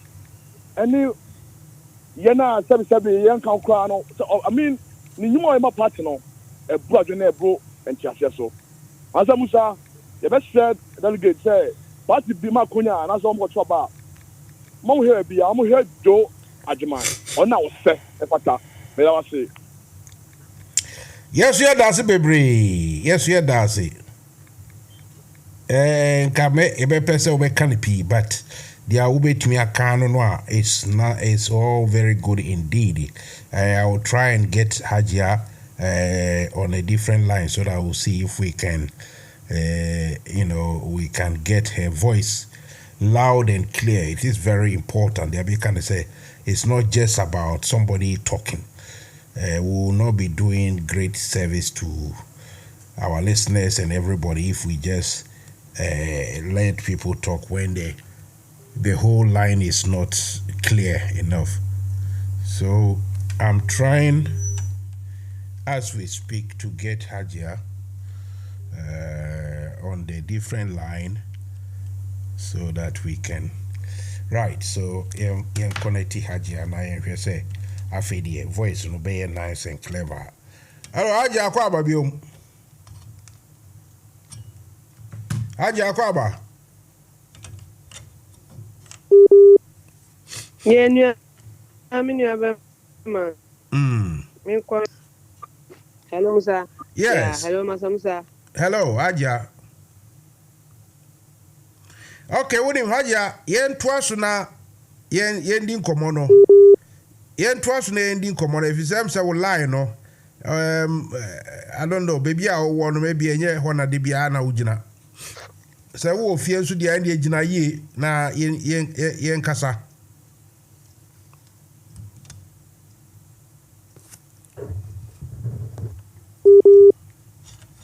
Ajo is definitely having problems with internet situation. It's not her fault. This is why it's a bit frustrating, but it's not her fault. That is Obikai. It is what it is. America for the cancer. Yeah. Well, Mr. Obin one of the good communicators.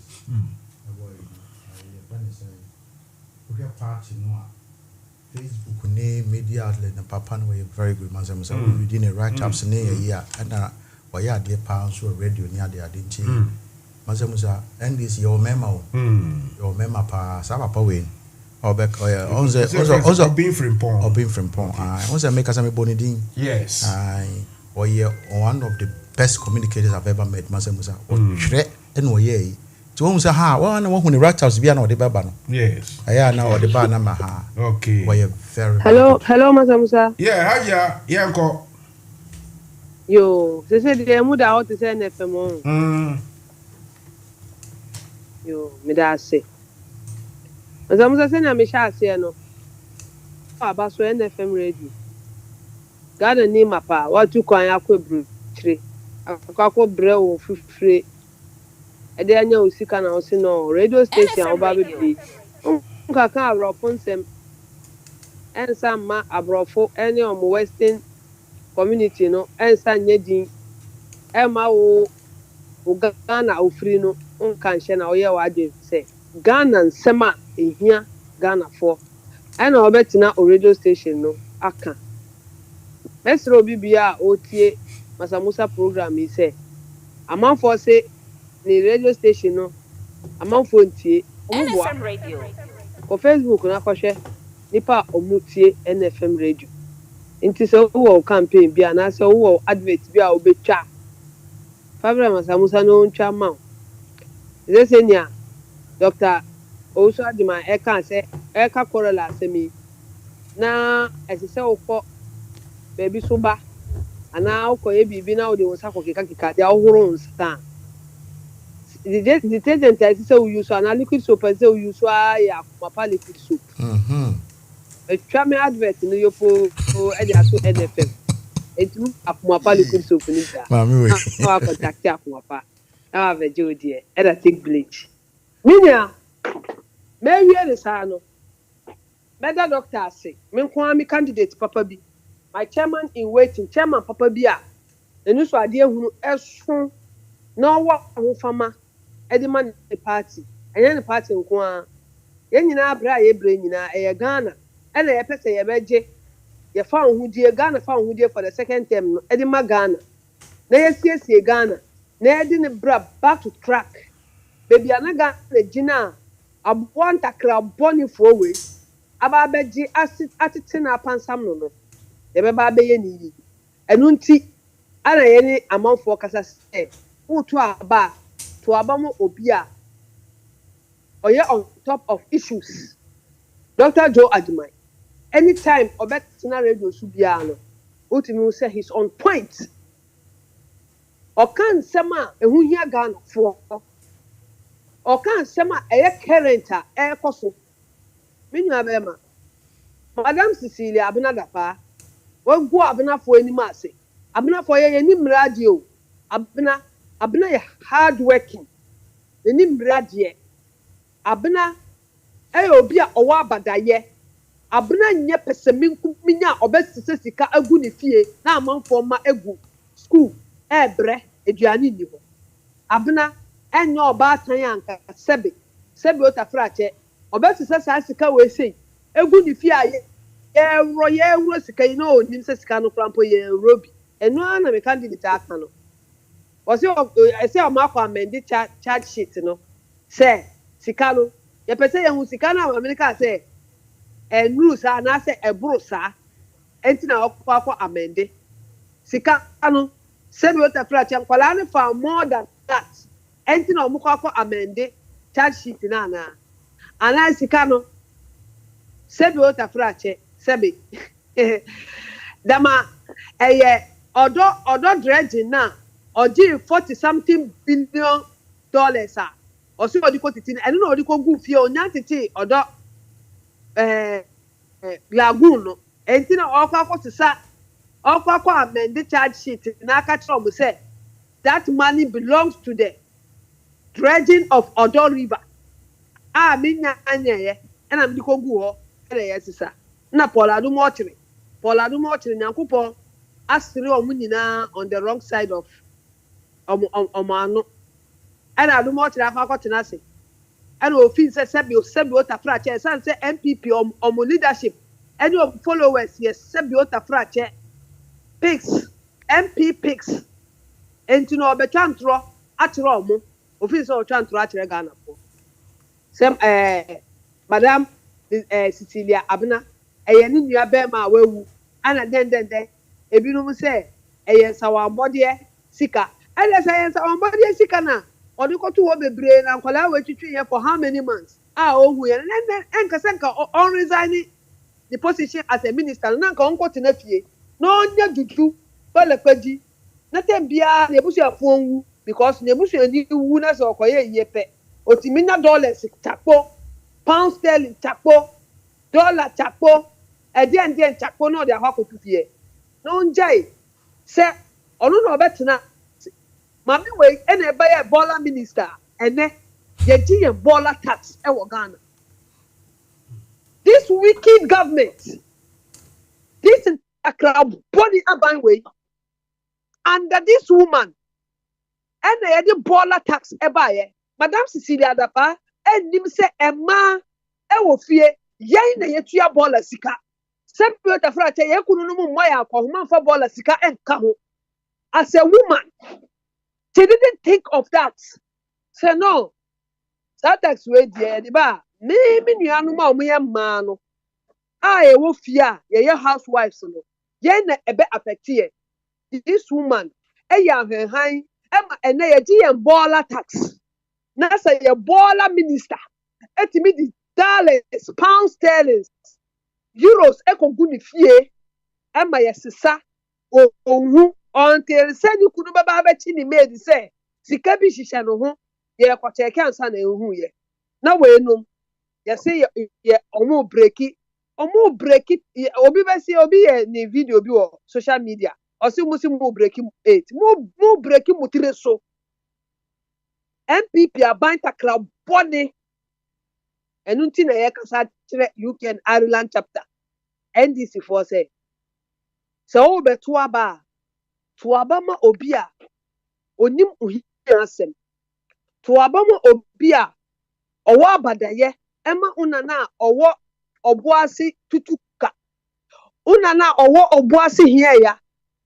hiɛya forest a ɛnɛ MPP for ni Lord komi akɔ sɛ hɔnom no ɛhɔ na yɛwɔ mi hiɛya hunu e na ewo me agye alima minnim saa kuro no minnim saa kura na ase minnim omo forest se na etie se na honom sika ewo honom a NPP for etutu ni na esai asase na me papa edo ne koko ene omo ase honom nyina o to aba ma obi a onim honom a onim honom asem osuma una na owo ho oni Dr. Joe Ajiman ene yo obi a wasum party from day one kopere ne onu no ho onye regret se oguso esum NDC party mesre nuanom ni adofo ye ba kasa pidie iso a enye kasa tintin na ye de o na mum sebi otafra che sebi ye se ewiase se unim se ade papa bi ewo ba bia udi wonko a obi enfeel the taste ebia me papa asem o ka che no se unu aduane de aduane a de na se wonko a udi a o tena okotena ba bi na obedi ho nkomo a kina na oba be ka che se aduane ye se aduane de se wa na onu aye enye de kura be ka se de but wo pese ye hu se eye da tibi ma obi na nipa no nso ndi bi hwe enu mpo de o mbre mbetena se nka enu nti ena tebia ye ba ye ka kire mu se Dr. Ajiman obi a ye ne na ye aduma ewo grassroots wo Ghana ye nim se na ho fama ene na ho keka ene odo a owo ma party no esetie enka se ne oku ne ho ede ma grassroots obi a otibi ku ne ho ma grassroots no otu abama no a tembia uye free because uhi asem ene se ne mo be ya party be ya kono no eda na ni so mo hwe ne manifesto a obi a say nyame adom na so be chairman a obepese dudu obeba be ka party no hunti no eye party card a ene ye no electronic one yi obe make sure say wo obe join ni party na anase wo wom dada a wonni card ni bi no obe make sure say tempara on chance obenya sika odi kwa akoye wa bofuto ato ho a odi benche o card ntenteminu anom be otafra che kokromoti ohoi o sa hu bopo a epo no motri nti ne me wa me ka kire mo ani se kokromoti na ani o Dr. Joe Ajiman the restoration man mutu abane mana insha Allah UK and Ireland ebe ya kono keke ana ye nja ye juma no mu nso emfa mamo monko a emmamo ye be make sure say ye wo hanu mu ye beboa because ye nim senior Dr. Joe oye dedicated to NDC party and Ghana as a nation ana oye obi a onye pesemi nkuminya onye obi a sebe mutu abane mana ache oba be sisili adapa ni life ibi ana minister na abujinapo a ni fie shi ya dollars eshi wo hono Mansa Musa NFM Radio nansa minim se o hwe UTV omo program na pana Carlos Ainkra TV no so ka che Ghana for say onukra mpo ne ya pa se maame no ekọ report sa asem we police station na sa asem we bi de say report you so what was this asem we bi report because it's like thief man and you go reporting na yeden na abeye ho a obi a hu no se sika gu ni fie these same people emre bi omo bo NDC force bo say dollar ayedi wo Ghana dollar akwachi wo Ghana dollar ni bo ayedi wo Ghana no eye NDC for na omo hold dollar enu ni ene o enu ni ene asisili adapa $1 million 300,000 euros egu ni fie mo be 70 sa $1 million ni bere ni 70 na egu ni fie o ana 300,000 euros ni be 300,000 sa be 70 ele egu ni fie ana akwala no twetwe ya wonhu. This is the people we entrusted our destiny for 8 good years into their hands. Mansa Musa and now Ghana Eduane a nipa bedi. Menka nada. Mobo keke. Eduane a nipa bedi. Mobo keke. Amanfo ntimi fidi omo abusua 3 times a day. Mobo uba adichina sa akola be ko school a awofo na aye basa. Ena numre mini madam for beka. Ala mi na nado na nkasa no. Na nado nkasa the appearance aye kom. Yes. Mampani anhu ne pe na ekoma start se edo. Ni appearance appetite bi anim. Enu nti na obeji abanua no ekom ti si Ghana because mampani na nkasa. I don't know if you are getting me right. Oh, mampani na ekoma start se edo. Eden ene ekom si Ghana. Ni bibia nyefe. Entro grade 1.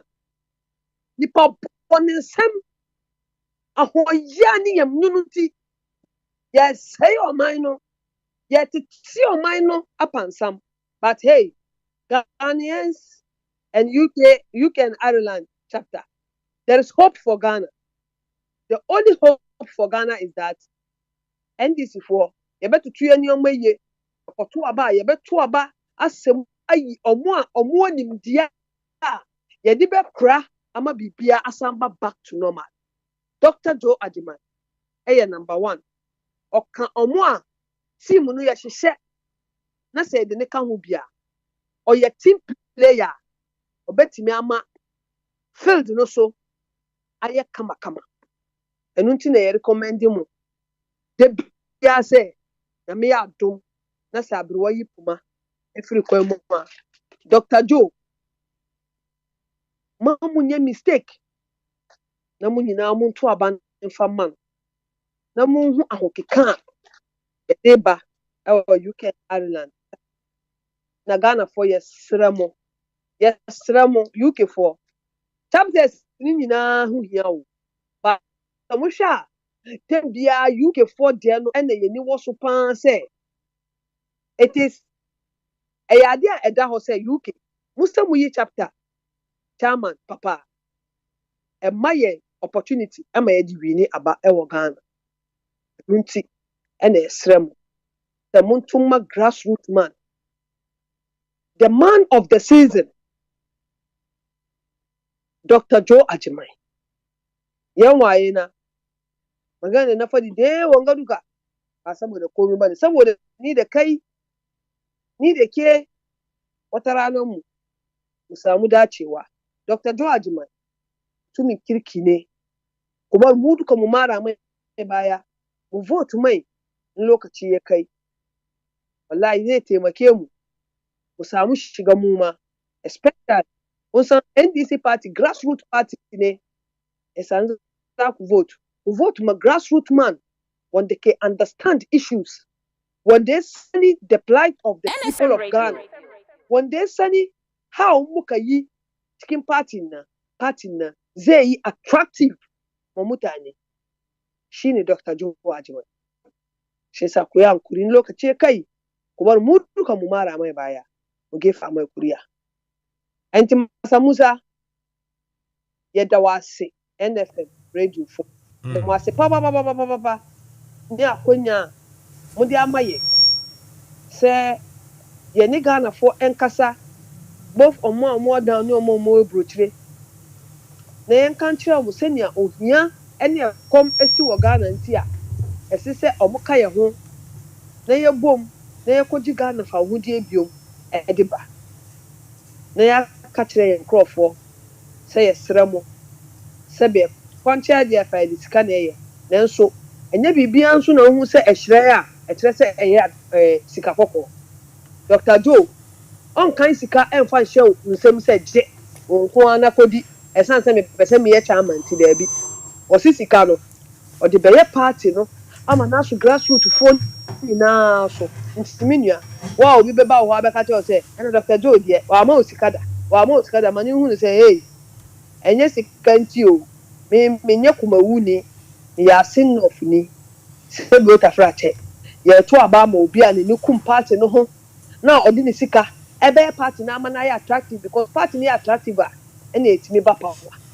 ye ba power na ga no ho beton na me so aka me enu nti na me di Dr. Joe echi nti se muti emu ni aba akomapa wo Ghana esremo Dr. Joe ono any obi as auto abama no as a grassroots no sabi unsensi form ana unnu hunda because obeboa ama party aya akono ama onso ye sese unsaka unsabeka wo party no mamomoni yo doctor yakopon kan ho ye campaign manager Mr. Lons yakopon kan munyina ho Mansa Musa mekente ewa Mr. Lons nsemo mekente ewa munsem monton na montobi maye nyina na me shram yo ye da wase bebre aja ye da se bebre so that's pa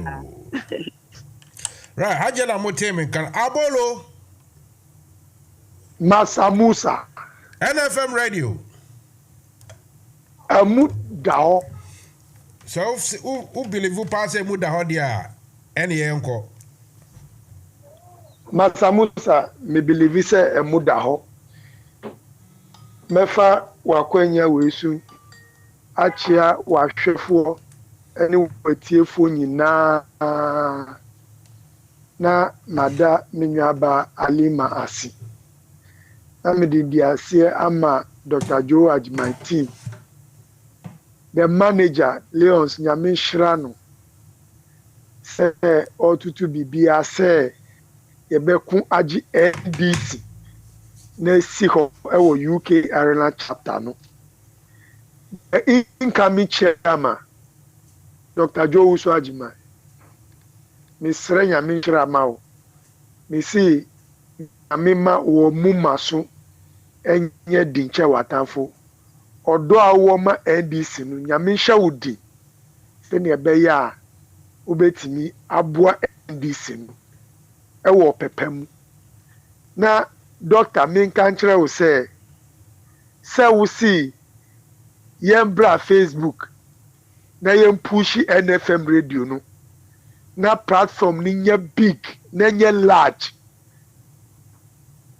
ansa na wedi chairman no na adwuma na ayemre no ene mi ba Facebook se ne awkan no ma behwe wo efe watare no susu pem amin shiraw adwimpa wo ma NFM Radio ni NDC no nyame ebeton so pagusu megidi se Mansa Musa beka amen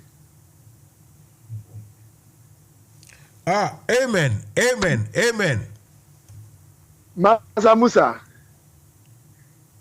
bra ye bre nyina Mansa Musa wo ka ho bi bra wo bre eka NDC ho asem a wo bre nyina nipa ba ko mienu mu nti ena ye bre sei delegate pese omunye boni bia yo sa omudo NDC nti eno ma bedom NDC a omumu odoma NDC omu aye NDC wo Ghana omu akodu amanoni omu si yedo NDC nti yebeye NDC enu nti no mu abeye executives a ombeto aba nipa ba ku mienu bi ni ye nti o ene omu ntimi ntukwan Mansa Musa enye so ma ye boni bi o Esani said the outgoing chairman we ni nipa ba ku mienu dwe ahwantan Mansa Musa enye wo fidie we so anka na executive ni bebre enim say the outgoing chairman no na adwin nyina ni say yebe win 2020 no abepe position e wo Ghana saa no ka wo fidie we so ho na omuyam hyi omo an omo si yo yate letter committee mu nkyere ye da no a ye beto aba na yentuma Dr. Joe Uso Ajimai na onko ni Ghana they are going chairman onko ni Ghana na onko propose no na omo form sebre and send your own party no ahomaso yeto abana na mawini esa ni say amanfo bi abehye list ni mu afakoti kwanso mesi say yesi MPP nye yekoto omu a Mansa Musa ye nkosisa nkati asese ne de akoto omu e de akoma farm ye be credit register ni mu na ye di NDC for mapa ye nkofa Judas krofo bi e be hye yemu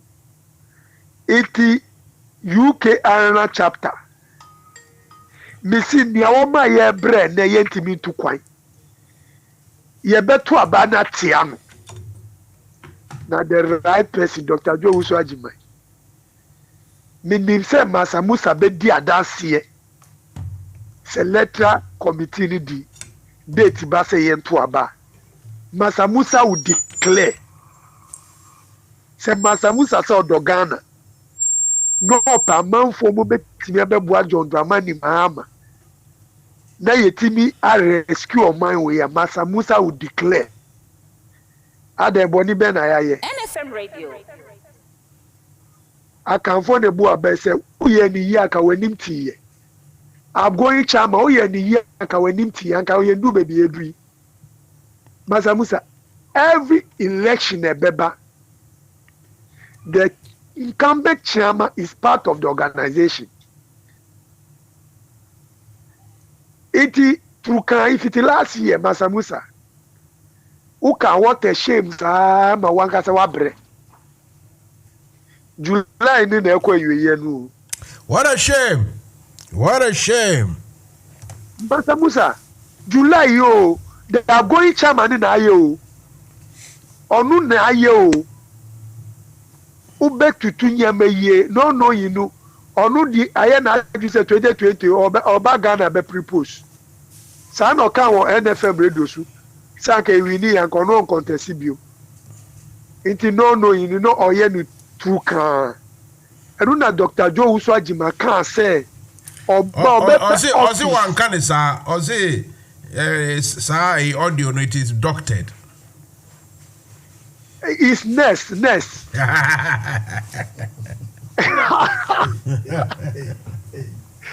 doctor, nest. Oh dear. Mansa Musa, yeni abrio, mami ke bibi nkyerɛ o. NDC nienti enye party ye congress no. Se undo party no na ubehye ma wuni ye ema ede ye yi fimu misi delegate me the Mansa Musa misi UK Arena chapter ye be shisha abatoɔ no na niami kanu se NDC for mapa and ye delegates na beto abana Mansa Musa you will see the result. Obi bia NDC wa kumemu ti said Dr. Joe Uso Ajimai.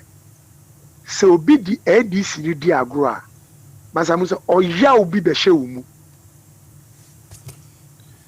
Won election na ye call wo Ghana ha no.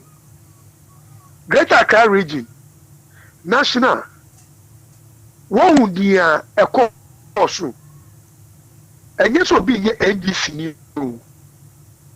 But the entire to about Johnson, I say educate and say, Obi mu the NDC ni di agro. It's a more ya obi be shaman for mu. And the NDC ni DC for. Mansa Musa ukra ye unwanwa. UK Arena chapter. Missy Dr. Joe Uso Ajimai ni NDC for mapa be G party nesi ho. Election ni wie a Mansa Musa call some people the interview omu isema ombeka ebeye onwa said the former executive of the chapter their rare character will show Dr. Joe Uso Ajimai are demonstrating commitment for this party. Consistency on Mansa Musa show. Obomo di say Obama NDC na yakono. Say no kan ye no on twema ni ye chairman sa no. Also Obama NDC na yakono. Na eye akono na ye wude na ubemu a. Wo ye provisional ubenya biometric ID card. Mansa Musa we show we so osan wosu no. Osan see not the biometric card nko. Ye be sa ma t-shirt. Na udi identify who. On ferry NDC odo NDC won so ti o se NDC atare. Mansa Musa won so ti o se NDC atare. Ghana 40 u pa. Ebi mu beba o studio no so. So mbe sha atare ne crap no. Na omo ferry. Mbe sha atare no crap no. Na omo ferry. Me see there are two carriers to show. Ufi dey we should na go chairman no e ka ti obi say ono obegwini na wa independent reformer. Won nyaatwu e party ni adani di die. Me dey me can say I can't wait to see the outcome of the results. I hope that me will say NDC former pa e wo chapter no. Ti say senior Horace Mutai, Segbefia Mutai, Spinoza Mutai. Eya kono a obi mo ye omufa omu bedwan ni ye no. Inye mi me delegates. Nyefe ku eshako. Nyefe ku mistake moko ni fe mo. Ni wo she ne. They are going chairman ke mekome ameni fe mo. Na me fe egbedwa no to ojugba keje December na ba fo shiki keje November ke ba shingmene. I allow me come J party be ke would register me. Mini wo kona me ba for shike ha me. Ninye sumo NDC. Ninye fe NDC yega. Ninye aje UK Ireland. Ninye tonye hani NDC FA4 be me come ke fe game. Ya going chairman we Mansa Musa program no ake. Aji wo yo oshike 2020 ko le baba Ghana ne ba top position. Ekenya no nyame ekeba ata ole no ni ekenya no nyame lekeba ata ole no mi kenya ake moko woni ko ba fangbe pomusu shambo mi neba sumo mono ko sumo party ewo abolo wo fe ku eshaku Mansa Musa bola ke o campaign chairman ewi eko esanile hu ba wi e ba ko bi e ba fam ye wo be e se wo Mansa Musa ole loko onu pan salute le beni awie ko nu pa wie pe be NFO ma fe le kuku ni ma gbe na ni ma ke delegate ake ke be e se ame vote wa Dr. Joe Usman ko ni bi papa ni eje sisi enye ke ya na agbe beni ani Mansa Musa show no FA4 NDC bi epo je meni je NDC je ame meni NDC bi ana me pele na me ba NFM radio no na ba wi na ke ba fe le Try manye jo abla oni ichama Yow. Thank you very much, Abolo be that. The guy can talk for England in a nice way, in a clever way, and in a very, very, very positive way. Thank you very much, Abolo. Mr. Lons Agini, Lonzi. Hello, Mansa Musa. Okay, end the program for us, please. Mansa Musa, it's a pleasure for me to be involved with such great minds and communicators. I honestly don't even know what to say. My able colleagues have said it all, and let me use this platform to say a big thank you to Mr. Oben from home, Haji Akumapa, and Michael Abolo. Hajia in Ganeshi, UFM, in Lenin Kabafita in Lee. I mean, you've done justice to all the issues. Nimeko, I'm a Leninike Moko what communicators say, I'm a Lee. I mean, Mansa Musa, I'm sorry, I'm saying, and now you put Tokasa, my main committee. Mansa Musa, and say, your communicators near a company, a union, do one about the gymnastic. Ye should say, a bayer doctor. ebe so communication ni mu asen se ne waso mu. Mansa Musa, I'm an epitome of what I am saying. My mama, a very simple example. 2020 elections, my name is very good friend, we call national headquarters on the 6th of December. I mean, at that time, now almost dispatch, almost the various regions, districts, and I met this guy. I know the Nipens senior dinner, or money baby or more, or money scarcity across the call baby or Mobile national say, or my dispatch regions, every. Unfortunately, I don't have the permission of Nipa and Menena. Or Nipa Bodi will be he's also in the media. Mansa Musa, you can carry a home as at that point 700 Ghana cedis. As at that point, you know, that was on the 6th of December.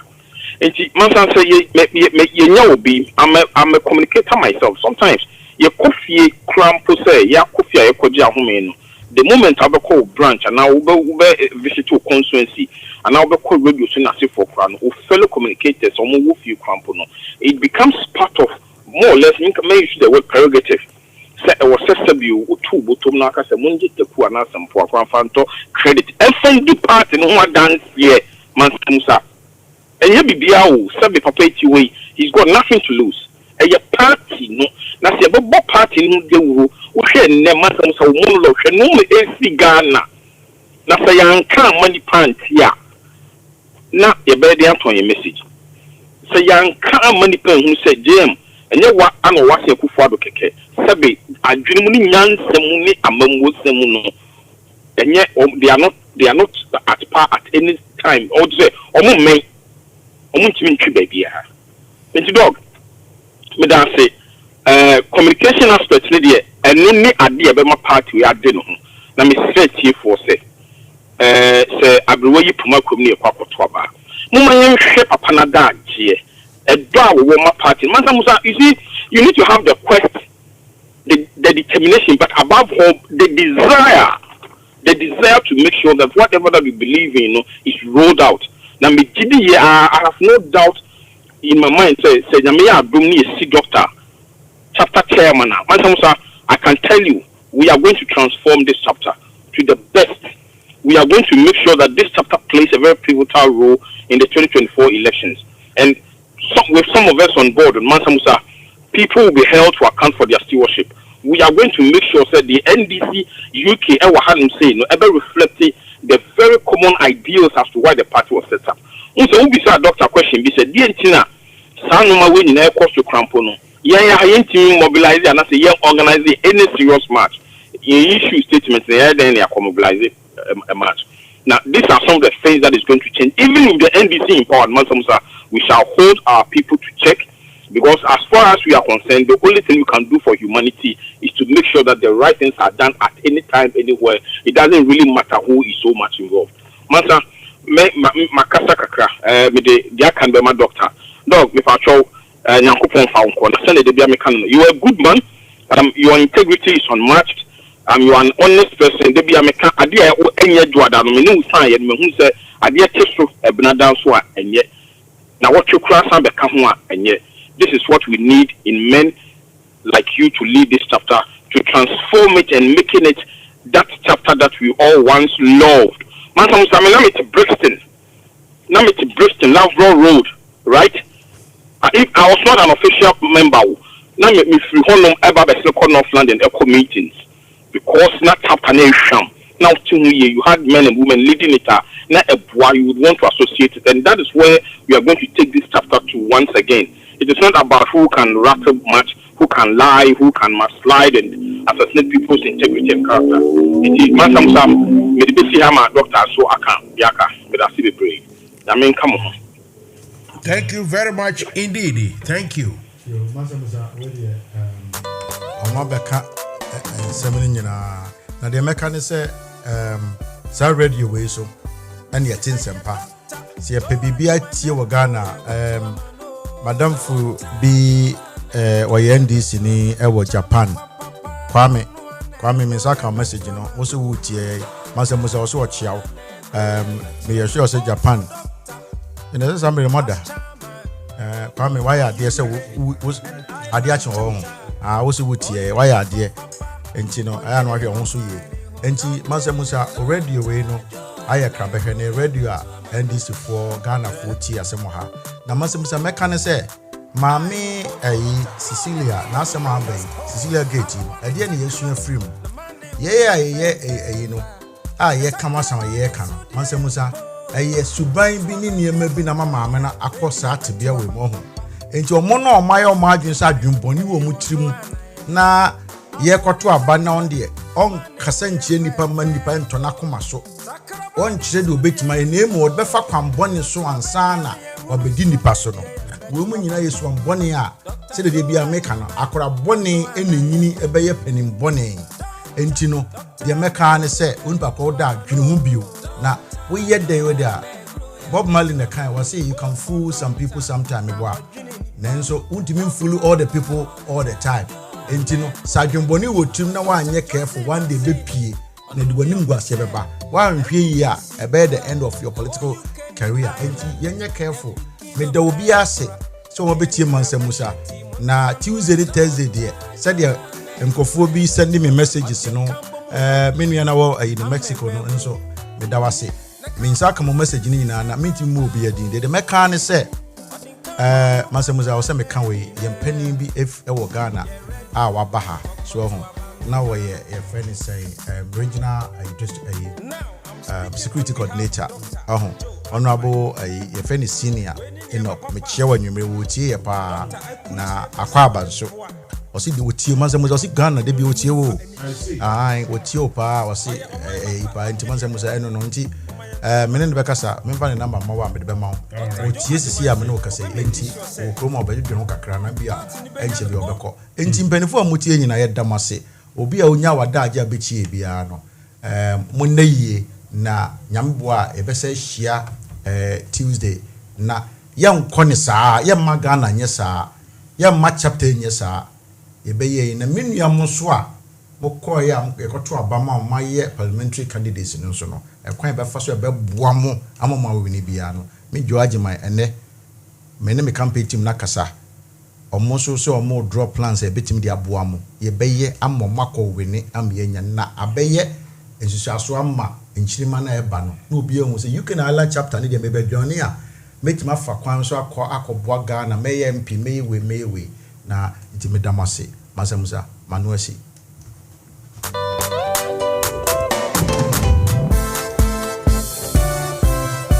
NFM Radio Messi aya doctor Joad manekro ye betu amano Doctor Joad manekro ye betu amano Chama papa onu anekro ye betu amano Doctor Joad manekro ye betu amano Vote for doctor as chairman for UK and Ireland chapter. Oh, you need papa, or Jenny on mine, who doctor. Doctor Joanne, grow your better man.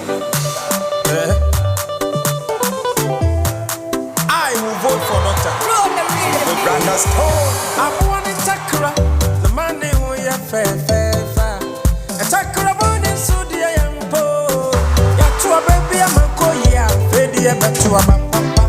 Dr. Joe Ajimai, you know, and I want in Takra, the money we have fair. Takra Bani Sudia and Po, you're to a baby, I may who knows what they better about. Right. This is it. That's where we bring the curtains down. Thank you all. Well, each and every one of you who found the time, the energy, the enthusiasm, the big love to come and listen to us. Tomorrow is another day, they say. We shall see. I got to remind everybody that we rely on the handouts and the recommendations. We rely on the commercials that people do. People want us to sell their wares for them. Later that we get, that's what we use to to finance things here, and the equipments here. Believe me, it's not easy at all. So please, baby, I advert be I want to be a person on Fambra Mansa Musa NFM Radio na your fan 2 every day. So. Doctor, I could see a person on the board. Nema party no ni muni pa any share. Ain't your china no yes or china sorry not this one, I don't want this one. Or china Friday what can I say Friday, thank God it's a Friday. So we'll see what happens. You be see I be add more china. Ibeba.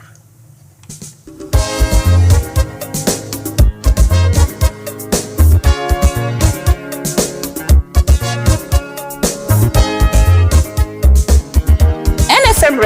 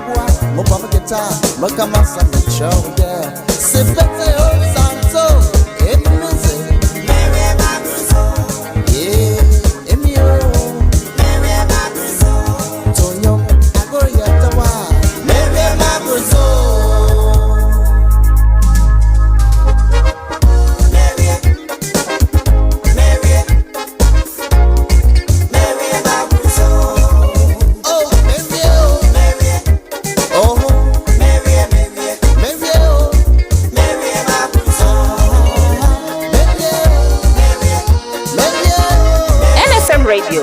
NFM Radio. Daho. Minia, see fire will burn you. NFM Radio. Jumedia Mansa Musa Ede Bro. Enjoy the compliment. Listen to fire will burn you on the NFM Radio with Mansa Musa Monday to Saturday, 7 p.m. to 10 p.m.